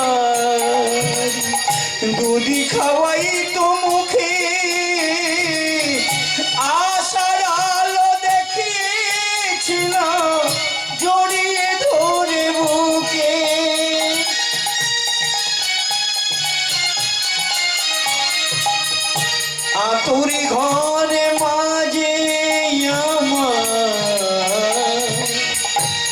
মুড়ি খাওয়াই তো মুখে আশার আলো দেখিয়েছিলাম জড়িয়ে ধরে বুকে মায়ের দু চোখের জল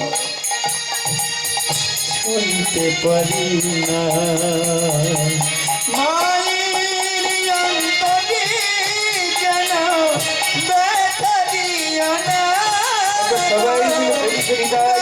ব্যথা দিও না মায়ের অন্তরে যেন ব্যথা দিও না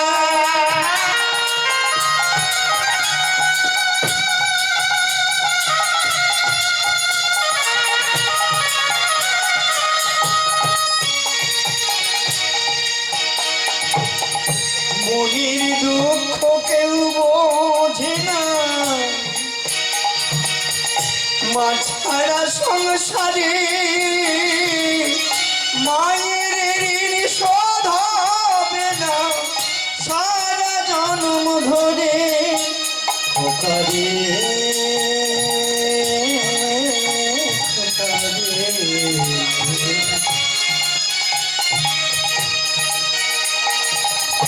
মনির দুঃখ কেউ বোঝে না মা ছাড়া সংসারে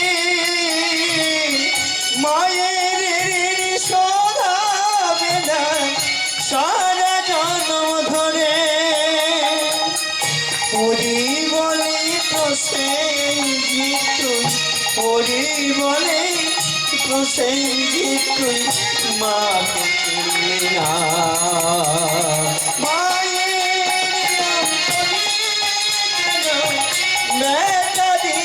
না একবার সবাই মিলে পরিচয় গাই। ওম প্রেমানন্দ হরি হরি হরি বল।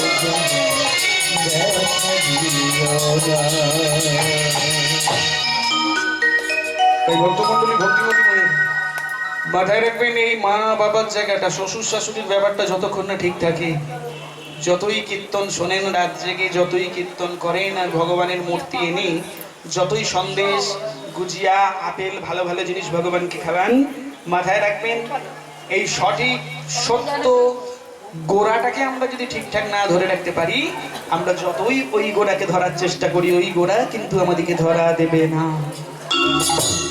তাহলে যেটুকুন সময় আছে অন্তত কিছু হোক আর নাই হোক, এই বাবা মা পিতা মাতা শ্বশুর শাশুড়িকে একটু ভক্তি শ্রদ্ধা করবেন।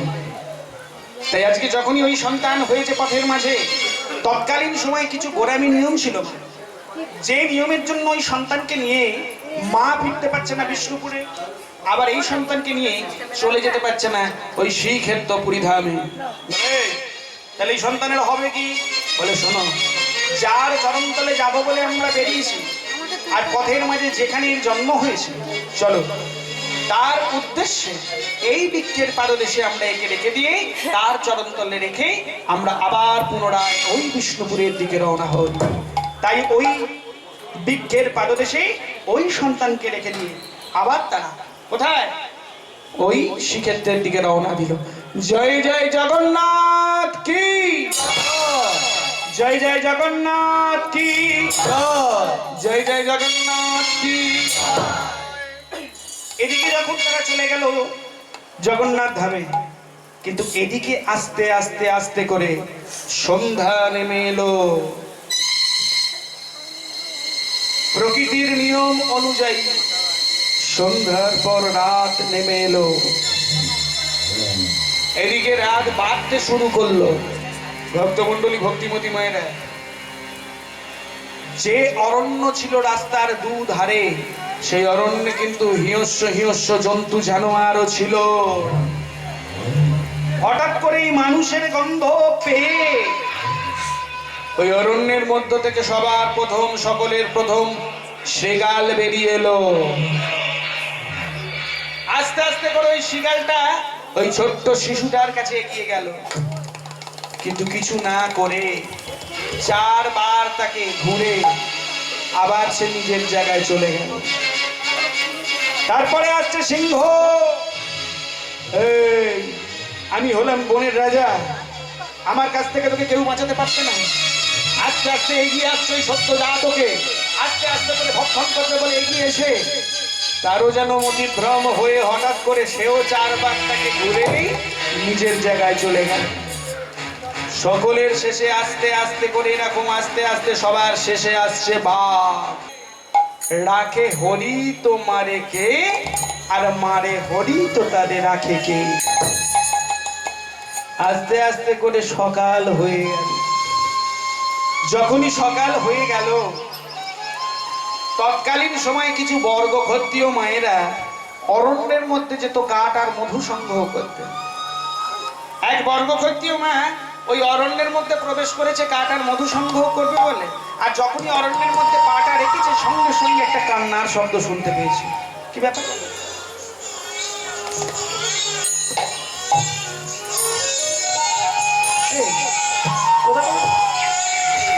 কে কাঁদছে? কাঁদছে কে গো? এদিক ওদিক চারদিক ভালো করে দেখলো, কিন্তু যখনই সে দেখতে পেল না কাদের ঘরে কে কাঁদছে বুঝতে পারছি না গো। কোথায় যে কে কাঁদে? আস্তে আস্তে করে একটুখানি জঙ্গলের মধ্যে যেই না প্রবেশ করেছে, দেখি কাদের ছেলে এটা? এই কাদের ছেলে গো এটা? হ্যাঁ বলছি, বাবা মা কেউ কাছে আছো?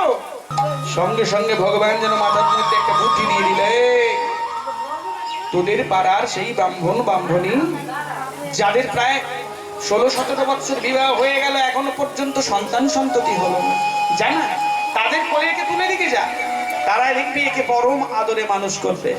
আস্তে আস্তে করে ভক্তগণ ভক্তিমতী মায়েরা ওই সন্তানকে নিয়ে আঁচলের নিচে করে নিয়েছে, আর আঁচলের নিচে করে নিয়ে সকালবেলা ডাকতে ডাকতে চলেছে, ঠাকুর মশাই, ও ঠাকুর মশাই। ভক্তমন্ডলী ভক্তিমতী মায়েরা সন্তান না থাকার বেদনা যে কতখানি সেই জানে। কি? যার সন্তান ছিল, সন্তান বিয়োগ ঘটেছে, সেই মা জানে সন্তান না থাকার কতখানি কষ্ট। আবার যে মা আছে কিন্তু জীবনের শেষ প্রায় হয়েই গেল এই মতো অবস্থায় এখনো পর্যন্ত মা বলা কোনো পাখি পাইনি, সে মা জানি সন্তান না থাকার কতখানি কষ্ট। ভগবান যেহেতু আজকে সন্তান পাঠিয়ে দিয়েছে, তাই আজকে ওই সন্তানকে নিয়ে নিজের কোলের মধ্যে তুলে ও আমার কাছে সে আবার কাঁদতে শুরু করছে। আরে দেখ দেখ দেখ দেখ আমার দিকে দেখ, আর শোন না, এই আমি তোর মা, আজ থেকে আমি তোর মা। ভক্তমন্ডলী ভক্তিমতী মেয়ে দেয় সন্তানকে এত ভালোবাসা বাসছে, সঙ্গে সঙ্গে পাশ থেকে বাবা যেন বলে উঠলো, হ্যাঁ গো ভালো তো বাসবে, ভালোবাসার দিন ফুরিয়ে যায়। আজকে যেহেতু প্রথম এই মা যখন আমাদের গৃহে সন্তানকে এনেছে, নাম তো কিছু একটা দিতে হবে, বলো না এর কি নাম থাকবে, এর কি নাম দেবে? সঙ্গে সঙ্গে যেন মা বলে উঠলো, শোনো না, আমাদের গোবিন্দকে ডেকে ডেকে কে পাওয়া, গোবিন্দের অপর নাম গোপাল, আজ থেকে সন্তানের নাম থাকবে গোপাল, আজ থেকে সন্তানের নাম থাকবে গোপাল সিংহ।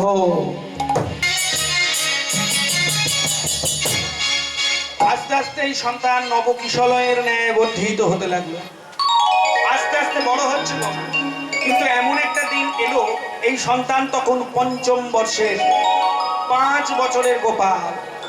আর যখনই 5 বছরের হয়েছে, মাথায় রাখবেন যখন ছোট থাকে ছেলেরা খুব ভালো, আর ছেলেটা যখন আস্তে আস্তে করে বড় হয়, যত বড় হবে, বিশেষ করে এখনকার ছেলেরা, একটা ছেলেকে সামলাতে মোটামুটি 4 জনকে দরকার। ও আচ্ছা, তাই যেহেতু এই সন্তান আজকে গোপাল, হঠাৎ করে এই গোপাল ওর মাকে দেখে বলে, ও মা একটা কথা বলবো। কি বলবি বল? আচ্ছা মা, ওই যে পাড়ার পাশের পাড়ার ছেলেগুলো, ওর ওই গোলগুলো, ওইগুলো সব কি, ওগুলো নিয়ে যাচ্ছে কোথায়?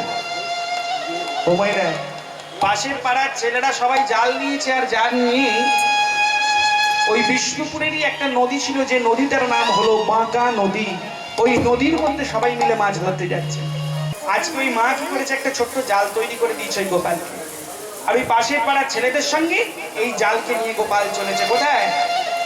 ওই বাঁকা নদীতে মাছ ধরতে। ওগো যত জাল পাতে ভালো মাছ নাহি পায়, ওগো যত জাল পাতে ভালো মাছ নাহি পায়, যত জাল পাতে ভালো মাছ নাহি পায়, ওগো যত জাল পাতে ভালো মাছ নাহি পায়, মাছেরই বদলে কেবল। আচ্ছা আচ্ছা, ও মায়েরা মাছের বদলে কি পাচ্ছেন জানেন? শুনলে আর কেউ কীর্তন শুনবেন না, বলে নদীটা কোথায় আছে যাই একবার যদি আমরাও পাই। হ্যাঁ, মাছেরই বদলে কেবল সোনার ইট পাই, মাছেরই বদলে কেবল সোনার ইট পাই। দেখো মাছেরই বদলে কেবল সোনার ইট পাই। আবার মাছেরই বদলে কেবল সোনার ইট পাই। এখন ছোট ছেলে সে সোনার কি বোঝে বল? এখন আমি কীর্তন করতে করতে যদি এখন দেখি এই বাবার পায়ের কাছে একটা বড় সেফটি পিন পড়ে আছে, আমার মনে হবে আগে ওটা নিয়ে নিই। কেউ মনে হচ্ছে এসেছিল গলা থেকে কিছু ছিঁড়ে টিড়ে যায়নি তো? যদি রূপো হয় আগে রাখি, আমি হয়তো চলে যাব। কিন্তু ছোট্ট ছেলে সে আর সোনার উপর কি বোঝে বলে? ওগো সোনার ইট বলে বালক চিনতে না পারি, সোনার ইট বলে ভালো চিনতে না পারে। সোনার ইট বলে বালক চিনতে না পারি। সোনার ইট বলে ভালো চিনতে না পারে। একই একই ইট লইয়ে নদীর পাড়ে রাখে, একই একই ইট লয়ে নদীর পাড়ে রাখে। ওই একই একই ইট লইয়ে নদীর পাড়ে রাখে। একই একই ইট লয়ে নদীর পাড়ে রাখে। ওই ইটগুলো নিয়ে একে একে নদীর পাড়ে ভালো করে সাজিয়ে চারিদিকে গোপালের মা মনে মনে ভাবছে ওই তো, হ্যাঁ গোপাল গেছে মাছ ধরতে, দেশে যায়নি, একটা মাছ পাবে নাকি ভেবেছো? কত যে মাছ আনবে তার কোনো ঠিক ঠিকানা নেই। ওদিকে গোপাল যখন আসছে খালি জাল হাতে, সঙ্গে সঙ্গে মা বলে উঠলো, জানি রে জানি, আরে এ কাজ আমাদের নয়। এবারে দ্বিতীয় দিন দেখতে ভালো জালি যে পাতিল, এবার দ্বিতীয় দিনেতে ভালো জাল যে পাতিল। দেখো দ্বিতীয় দিন দেখতে ভালো জালি যে পাতিল। এবার দ্বিতীয় দিনেতে ভালো জাল যে পাতিল। এবার জালের মধ্যে কি পড়ছে দেখো, রুই মাছ, কাতলা মাছ, পুঁটি মাছ, এগুলো পাচ্ছে গান নাচছেন তাহলে। এবারে শঙ্খ ঘন্টা পঞ্চপ্রদীপ জালেতে পড়িল। একবার প্রেম সিংহায় হরি হরি বল। চক্রদিন জালেতে পড়িল। দেখো পঞ্চটা পঞ্চপ্রদীপ জালেতে পড়িল। এবার শঙ্খ ঘন্টা পঞ্চপ্রদীপ জালেতে পড়িল। আমি তোর মা, আর এই শেষবারের মতো তোকে জিজ্ঞেস করছি, সত্যি করে বল গোপাল এগুলো তুই কোথায় পেলি? আমি সত্যি করে বলছি মা, ওগুলো আমি জালে পেয়েছি। যখন বলেছি জালে পেয়েছি, মায়ের মাথায় যেন রক্ত উঠে গেল, আর রক্ত উঠে গিয়ে ওই গোপালকে প্রহারের পরে প্রহার, প্রহারের পরে প্রহার, প্রহারের পরে প্রহার। আমি সত্যি বলছি, আমি এগুলো জালে পেয়েছি, আমি কোথা থেকে চুরি করিনি, আমি এগুলো জালে পেয়েছি। আবার মিথ্যে কথা, আবার প্রহার, আবার প্রহার। এ কোন অপরাধে আমারে মারিলে তুমি মাতা? দোষ তো করিনি কিছু, অকারণে কেন মাগো ভগবান দেবে তোমায় সাজা। এমন অপরাধে আমারে মারিলে গো মাতা। দোস্ত করি কিছু অকারণে কেন মরু, ভগবান দেবে তোমার সাজা। কেন যে আমার মা আমাকে এত করে মারলো আমি বুঝতে পারলাম না গো। ভগবান যেন মাথাটাকে অন্যদিকে ঘুরিয়ে দিয়েছে মনকে। নিশ্চয়ই আমি মাছ পাইনি বলে মা আমাকে। তবে শোনো শোনো, মাছ আমি কিন্তু ধরে দেখাবো। এই গোপাল কি করেছে, রাতের বেলা আবার ওই জাল নিয়েছে, আর জাল নিয়ে চলে গেছে কোথায়? আবার সেই বাঁকা নদীতে চলে গেছে যখন বাবা মা ঘুমিয়ে। আর এবারে জালটাকে পেতে বলে, ও ঠাকুর তুমি খুব পচা ঠাকুর, তুমি খুব পচা ঠাকুর। তুমি যদি পচা ঠাকুর না হতে, এই জালের মধ্যে তুমি এগুলোকে দিলে, দেওয়ার পর তুমি মায়ের কাছে আমাকে এত মার খাওয়ালে কেন? তবে শোনো, এবার কিন্তু তোমায় মাছ দিতেই হবে, এবার কিন্তু তোমায় দিতেই হবে। যেই না বলা দিতেই হবে, সঙ্গে সঙ্গে জালের মধ্যে কিছু যেন একটা পড়ে গেছে, আর চাগাচ্ছে আর তুলতে পারছে না। ও ঠাকুর তুমি কি মাছ দিলে? বলার সাথে সাথে তুমি মাছ দিলে, কিন্তু এমনই মাছ দিলে আমি চাগাচ্ছি কিন্তু তুলতে পারছি না। বলো না তুমি কি মাছ দিলে? আস্তে আস্তে যখনই জাল তুলছে, তুলতে পারছে না। ও ঠাকুর এমন মাছ কি আর দরকার থাকে? যে মাছ দেখতে পাবো না তুমি কি মাছ দিয়েছো? যেই না বলেছে দেখতে পাবে না কি মাছ দিয়েছো, সঙ্গে সঙ্গে জালটা যেন হালকা হয়ে গেল। আর ওই হালকা হয়ে যাওয়ার সাথে সাথে যখনই চাগিয়ে ধরেছে, কি মাছ পড়েছে গো? একটা বড় সাইজের বোয়াল মাছ। না গো না, তাহলে এবারে মদন মোহন ধরা দিয়েছে। মদন একবার মোহন সবাই ধরা মিলে দিয়েছে। নিতাই গৌর হরি হরি বল। এবারে মদন মোহন ধরা দিয়েছে। মদন মোহন ধরা দিয়েছে। দূরে দূরে আর থাকবে কেন, গোপালের জালে ধরা দিয়েছে। দূরে দূরে থাকিবে কেন, মদন মোহন ধরা দিয়েছে। দূরে দূরে থাকবে কেন গো, গোপালের জালে ধরা দিয়েছে। সঙ্গে সঙ্গে গোপাল ওই জালের মধ্যে আবার মদন মোহনকে নিয়ে বাড়ির দিকে রওনা দিয়েছে। আর এই সকালবেলা ডাকছে, ও মা, ও বাবা।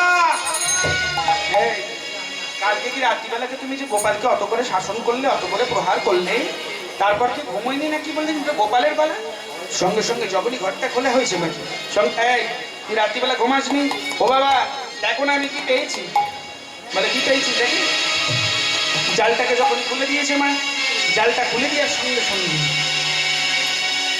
আজকে গোপাল সিংহের পিতা বলে উঠল, আমি জানতাম রে, জানতাম, আমি জানতাম এই জিনিস, এই ঘটনাই ঘটবে। সঙ্গে সঙ্গে তার মাকে ডাকছে, কই গো গিন্নি, বেরিয়ে এসো, দেখবে এসো, দেখবে এসো, তোমার গোপাল কি এনেছে। ও আজকে তুই আবার কোথা থেকে চুরি করে আনলি এটা? আজকে আবার কোথা থেকে চুরি করে আনলি? ও মা, আমি চুরি করে আনি। কালকে যে তুমি আমাকে অত করে শাসন করলে, কালকে যেগুলো এনেছিলাম ওগুলোও জালে পেয়েছি আজকে। ও গো গিন্নি, যেদিন একে প্রথম দেখেছিলাম সেদিন থেকেই মনে হয়েছিল। বলে তোমার কি মনে হয়েছিল? বলে সেদিন থেকে মনে হয়েছিল একদিনে রাজা হবে, একদিনে রাজ্য পাবে, একদিনে সোনার সিংহাসনে বসবে। বলে তাই? বলে হ্যাঁ গো হ্যাঁ, সেদিন থেকেই মনে হয়েছিল একদিন রাজা হবে, রাজ্য পাবে, সোনার সিংহাসনে বসবে। তাই ভক্তমণ্ডলী, ভক্তিমতী মায়েরা, আস্তে আস্তে করে এই মদন মোহনের বিগ্রহটাকে আজকে মন্দির করা হলো। ওই মন্দিরের মধ্যেই মদন মোহনের বিগ্রহকে প্রতিষ্ঠা করা হলো। আর প্রতিদিন নিত্য 3 বার সেবা দেওয়ার জন্য গোপাল সিংহের পিতাই নিজেই নিযুক্ত হলো। এদিকে আস্তে আস্তে চলতে চলতে চলতে একটা সময় এলো যখন এই গোপাল সিংহের বয়স 18 বৎসর। আর যখন 18 বৎসর বয়স, এই গোপাল সিংহ হয়ে গেল বিষ্ণুপুরের রাজা।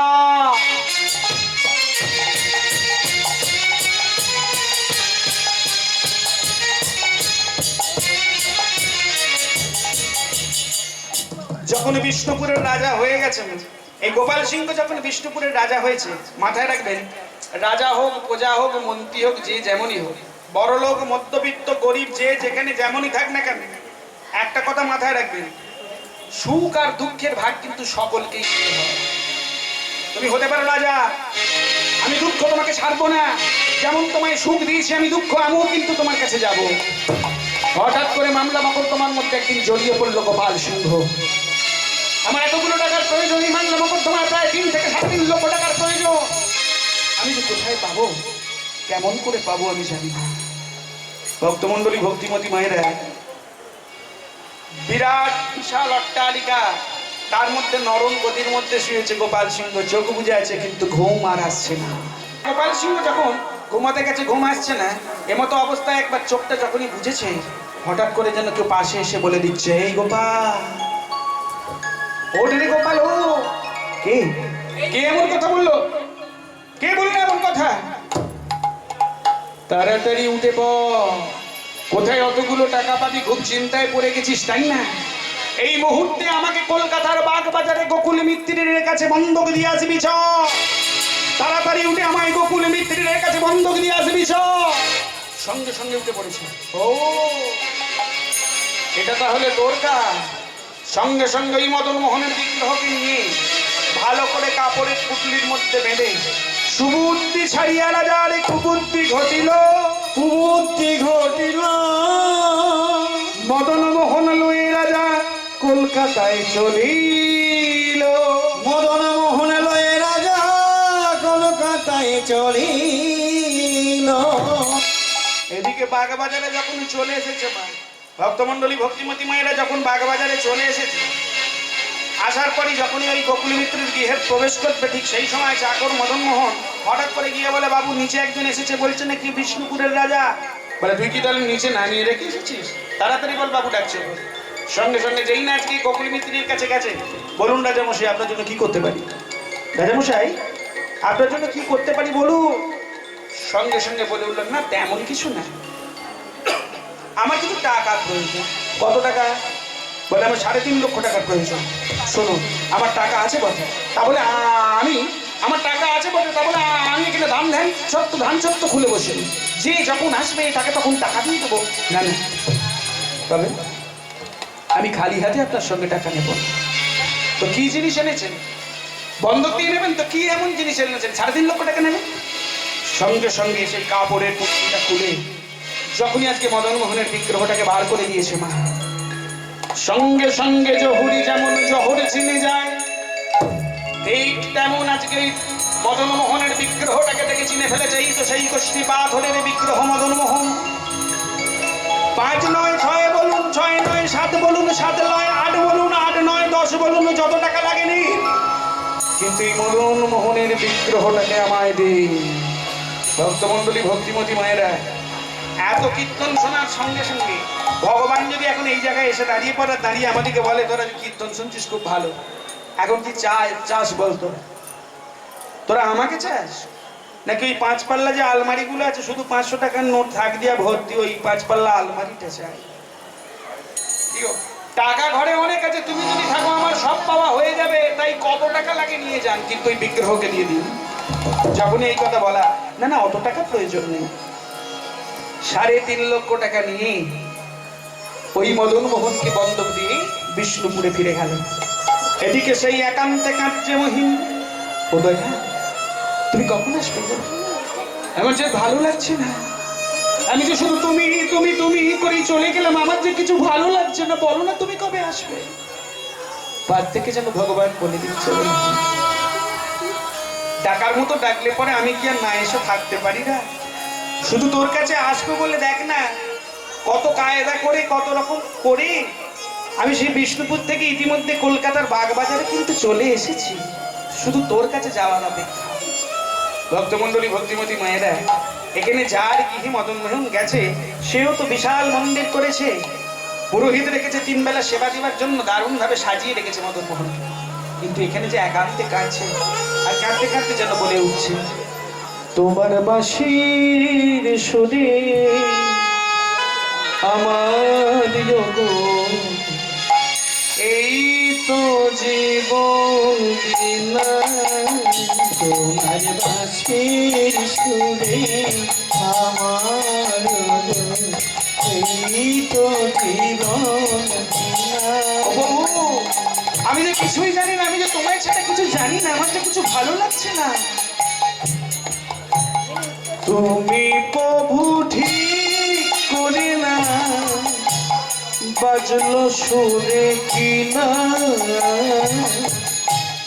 তুমি প্রভু ঠিক করে নাও, বাজলো সুরে কিনা, তোমার বাঁশির সুরে আমার এই তো জীবন বিনা, তোমার বাঁশির সুরে আমার এই তো জীবন বিনা। বুঝেছি গো, বুঝেছি। আমি যে তোমায় এত করে ডাকছি আর এত করে কথা বলছি, আচ্ছা আমার কি ছন্দ কোথাও ভুল হচ্ছে? হ্যাঁ, তাই তুমি আসছো না? তোমার বাঁশির সুরে আমার এই তো জীবন বিনা, তোমার এবার সবাই মিলে সেই সুরে গাই, গৌরানন্দ হরি হরি হরি বল। এই তো জীবন বিনা।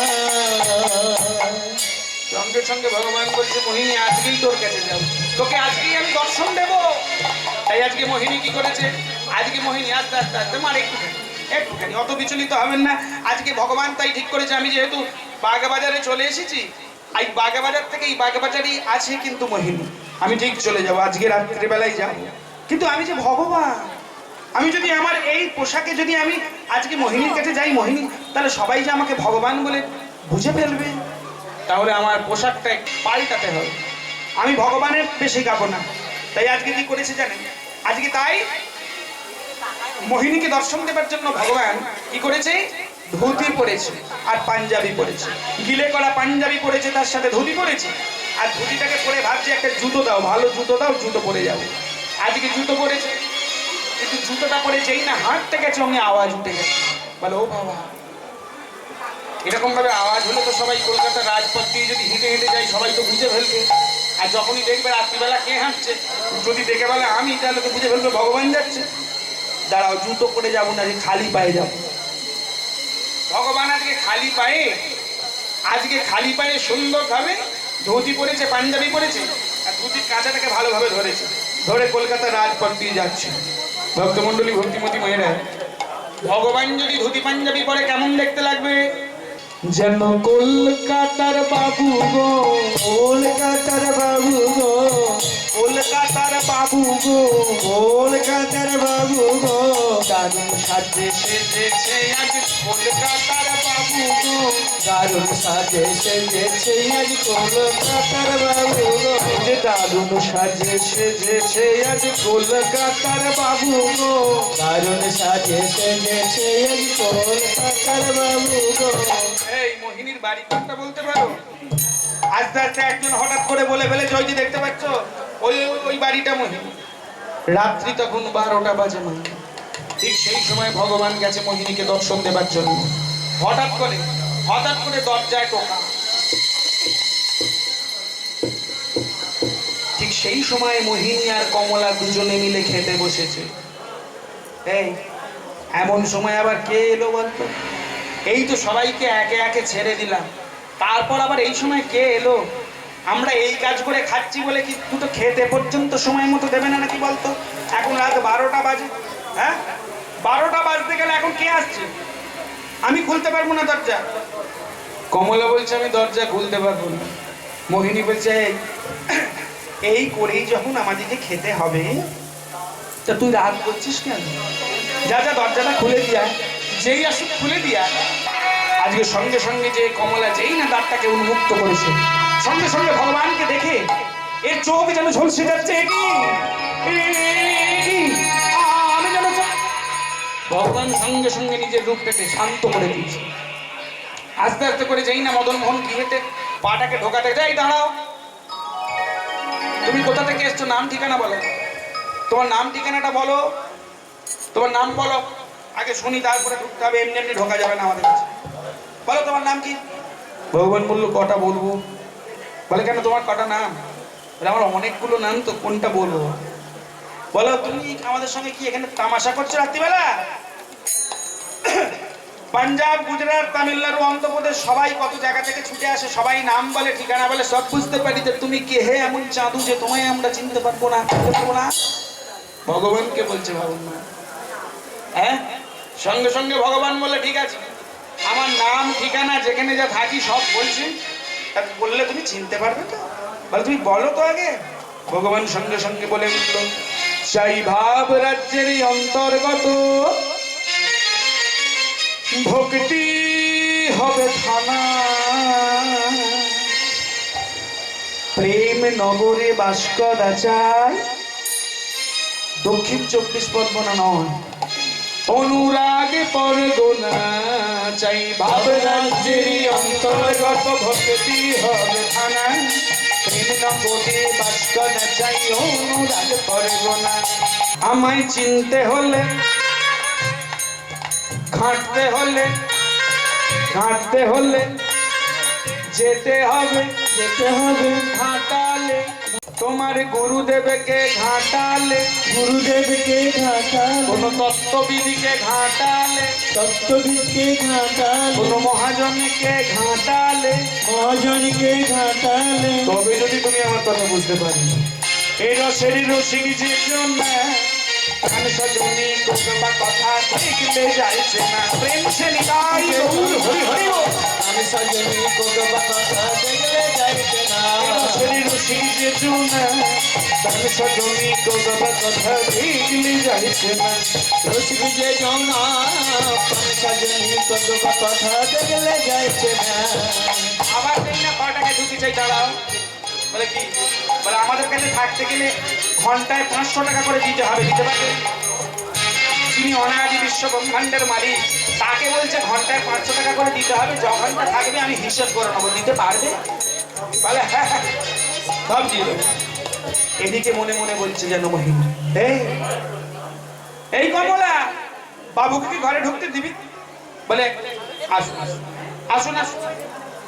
আজকে সঙ্গে সঙ্গে ভগবান যেই না গৃহের মধ্যে প্রবেশ করেছে না, সঙ্গে সঙ্গে মোহিনী দেখছে ভগবানের ভক্তমন্ডলী, ভক্তিমতী মায়েরা, আমরা এত ভগবান ভগবান করছি, এত কৃষ্ণ কৃষ্ণ করছি, এত ভগবান ভগবান করছি, আচ্ছা সত্যি সত্যি এখন ভগবান যদি চলে আসে আমাদের কি হবে বলুন? কি গো, ভগবান যদি সত্যি সত্যি চলে আসে আমাদের কিরকম হবে? কিরকম হবে আমাদের? ভগবান যদি সত্যি সত্যি চলে আসে, তাই মোহিনী আজকে এতদিন ধরে ভগবানকে ডেকেছে, এতদিন ধরে ভগবানকে চাইছে, সে আজকে চলে এসছে তার গৃহের মধ্যে, আবার তার চোখের সামনে, তার কেমন লাগছে? একে অপরের দিকে তাকিয়ে হাঁ হয়ে গেছে। আর মনে মনে মোহিনী ভাবছে আজকে আমার সেই দিন। কোন দিন? যে দিনটার অপেক্ষায় আমি বসেছিলাম, যে দিনটা পাওয়ার জন্য আমি এখানে ছিলাম, আজকে আমার সেই দিন। কোন দিন? আজকের এই দিনটাকে আমি জীবনে কোনোদিন ভুলবো না, আজকের দিনটাকে আমার স্মৃতির খাতায় বেঁধে রাখবো। এই শুভ দিন যেন স্মৃতি হয়ে থাকে, এই শুভক্ষণে দিয়ে তোমাকে পাওয়া, ভরে দিলে না জানা হাসিতে, আলোর খুশিতে দিও তোমাকে পাওয়া। শুভ দিন স্মৃতি হয়ে থাকে, এই শুভক্ষণে তোমাকে পাওয়া, ভরে দিলে মন সারা ঝরা হাসিতে, মধুর মাসিতে তোমাকে পাওয়া। যে দোলা দিয়ে গেলে জীবনে আমার, যে খুশি ছড়ালে হৃদয়ে আমার, যে ডানা দিয়ে গেলে জীবনে আমার, যে খুশি ছড়ালে হৃদয়ে আমার, যে দোলা দিয়ে গেলে জীবনে আমার, যে খুশি ছড়ালে হৃদয়ে আমার, যে ডানা দিয়ে গেলে জীবনে আমার, যে খুশি ছড়ালে হৃদয়ে আমার, স্মৃতির পাতাতে লিখে যাব শুধু জীবনের জয়গান। এই শুভ দিন স্মৃতি হয়ে থাকে, এই তোমাকে পাওয়া, ভরে দিলে মন সোনা ঝরা হাসিতে, আলোর খুশি তোমাকে পাওয়া। এই শুভ দিন সবাই মিলে গাই আনন্দ হরি হরি হরি। তোমাকে পাওয়া, ভরে দিলে মন সোনা ঝরা হাসিতে, মধুর বাসিতে তোমাকে পাওয়া, তোমাকে পাওয়া, তোমাকে পাওয়া। মোহিনী এবার আমায় ছাড়। ও মাইরা, সেই রাত 12টার সময় এসছে, এদিকে কটা বাজে আর খেয়াল নেই, হঠাৎ করে বলে উঠলে এবার আমায় ছাড়। এই মিনতি করি প্রভু, আর একটু ঠিক করলে আসতে পারি। বসো, আরে না হয় হবে মিলন, আরে একটুখানি বসো। এই মিনতি করি প্রভু, একটি কথা রাখো, আর না হয় হবে জীবন, আর একটি রাখো। এ জীবনে কত নারা আসবে আর যাবে, তোমার আমারে মধুরা আর কি কখন হবে। চাইতে কি চাই প্রভু সেদিকে দেখো, আর না হয় হবে আরে কি রাখো নতি করি প্রভু একটি কথা রাখো, আর না হয় হবে আরে কি রাখো। এবারে আমার ছাড়, আমি ধরা পড়ে যাব, ছাড়। ও ঠাকুর, এই জীবনের শেষ সময় যখন তুমি আমার কাছে এসে গেছো, বাকি দিনগুলো আমার কাছে কাটিয়ে দাও না। ওরে মরফিনি, বললে তো হয় না, বললে হবে না, আমি ধরা পড়ে যাবো। এবার ছাড় হাত, তোর কোনো কথা শুনতে পারবো না। দেখ দেখ দেখ দেখ, ওই জন্য কারেন্ট বাড়ি সাঁঝ বেজে উঠলো, সকাল হয়ে গেল না, কিরে ধরা পড়ে যাবো, সকাল হওয়ার আগেই চলে যাবো। ওটা এসে যখন তুমি আমার কাছে পড়েছো, অন্তত তুমি আমাকে একটু সেবা দেওয়ার ব্যবস্থা করে দাও, যাতে আমি যেন তোমাকে আমি দুটো সেবা দিতে পারি। সেবা? এমন সেবা তুই কিভাবে তুমি সেবা দিতে?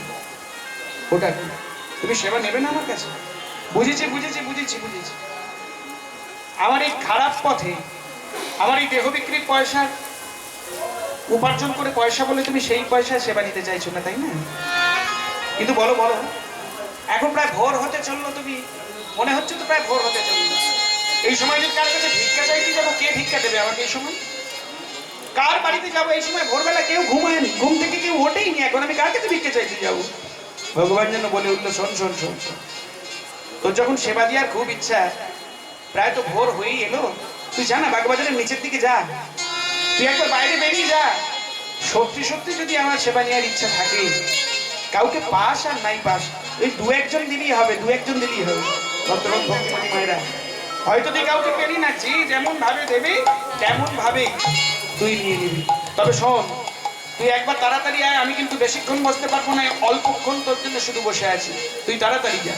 তাই ভক্তমন্ডলী ভক্তিমতী মায়েরা আজকে সুন্দরভাবে কি করেছে, দন্তে তিনো দিয়ে আর বেরিয়েছে কোথায়? ওই বাগবাজারে। আস্তে আস্তে করে ভোর হবে মতো অবস্থায় কেউ উঠেছে ঘুম থেকে, কেউ ওঠেনি, তাদের তাড়াতাড়ি গেছে, কারণ দরকারটা মোহিনীর নিজে। ভগবান এসেছে, আবার কবে আসবে ঠিক নেই, ওটা কবে আসবে বলো? আবার যেদিন তুই আজকের মতো আকুল হয়ে ব্যাকুল ভাবে ডাকবি, সেদিন আমি তোর কাছে আবার ছুটে আসবো, কথা দিচ্ছ তো? হ্যাঁ রে হ্যাঁ, সেদিন আমি আবার ছুটে আসবো। তাই আস্তে আস্তে করে গিয়ে দন্তে দিনো দিয়ে আজকে ওই বাগবাজারে গিয়ে সবার কাছে গিয়ে, যাকে দেখতে পাচ্ছে তার কাছে গিয়ে আঁচল পেতে দাঁড়িয়েছে, কোনো কথা না বলে। দন্ত্রে তিন ধরি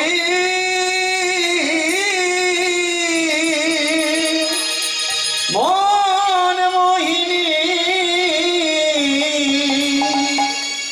গেল প্রতিদানে,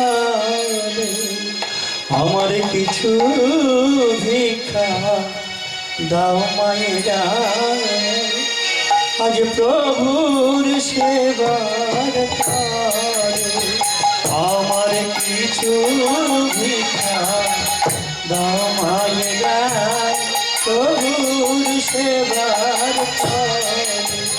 তোমরা যেমন দেবে তেমন পাবে প্রভুর কৃপা হলে, তোমরা যেমন দেবে তেমন পাবে প্রভুর কৃপা হলে, আমার কিছু ভিক্ষা দাও মায়েরা, প্রভুর সেবার করে, আমার কিছু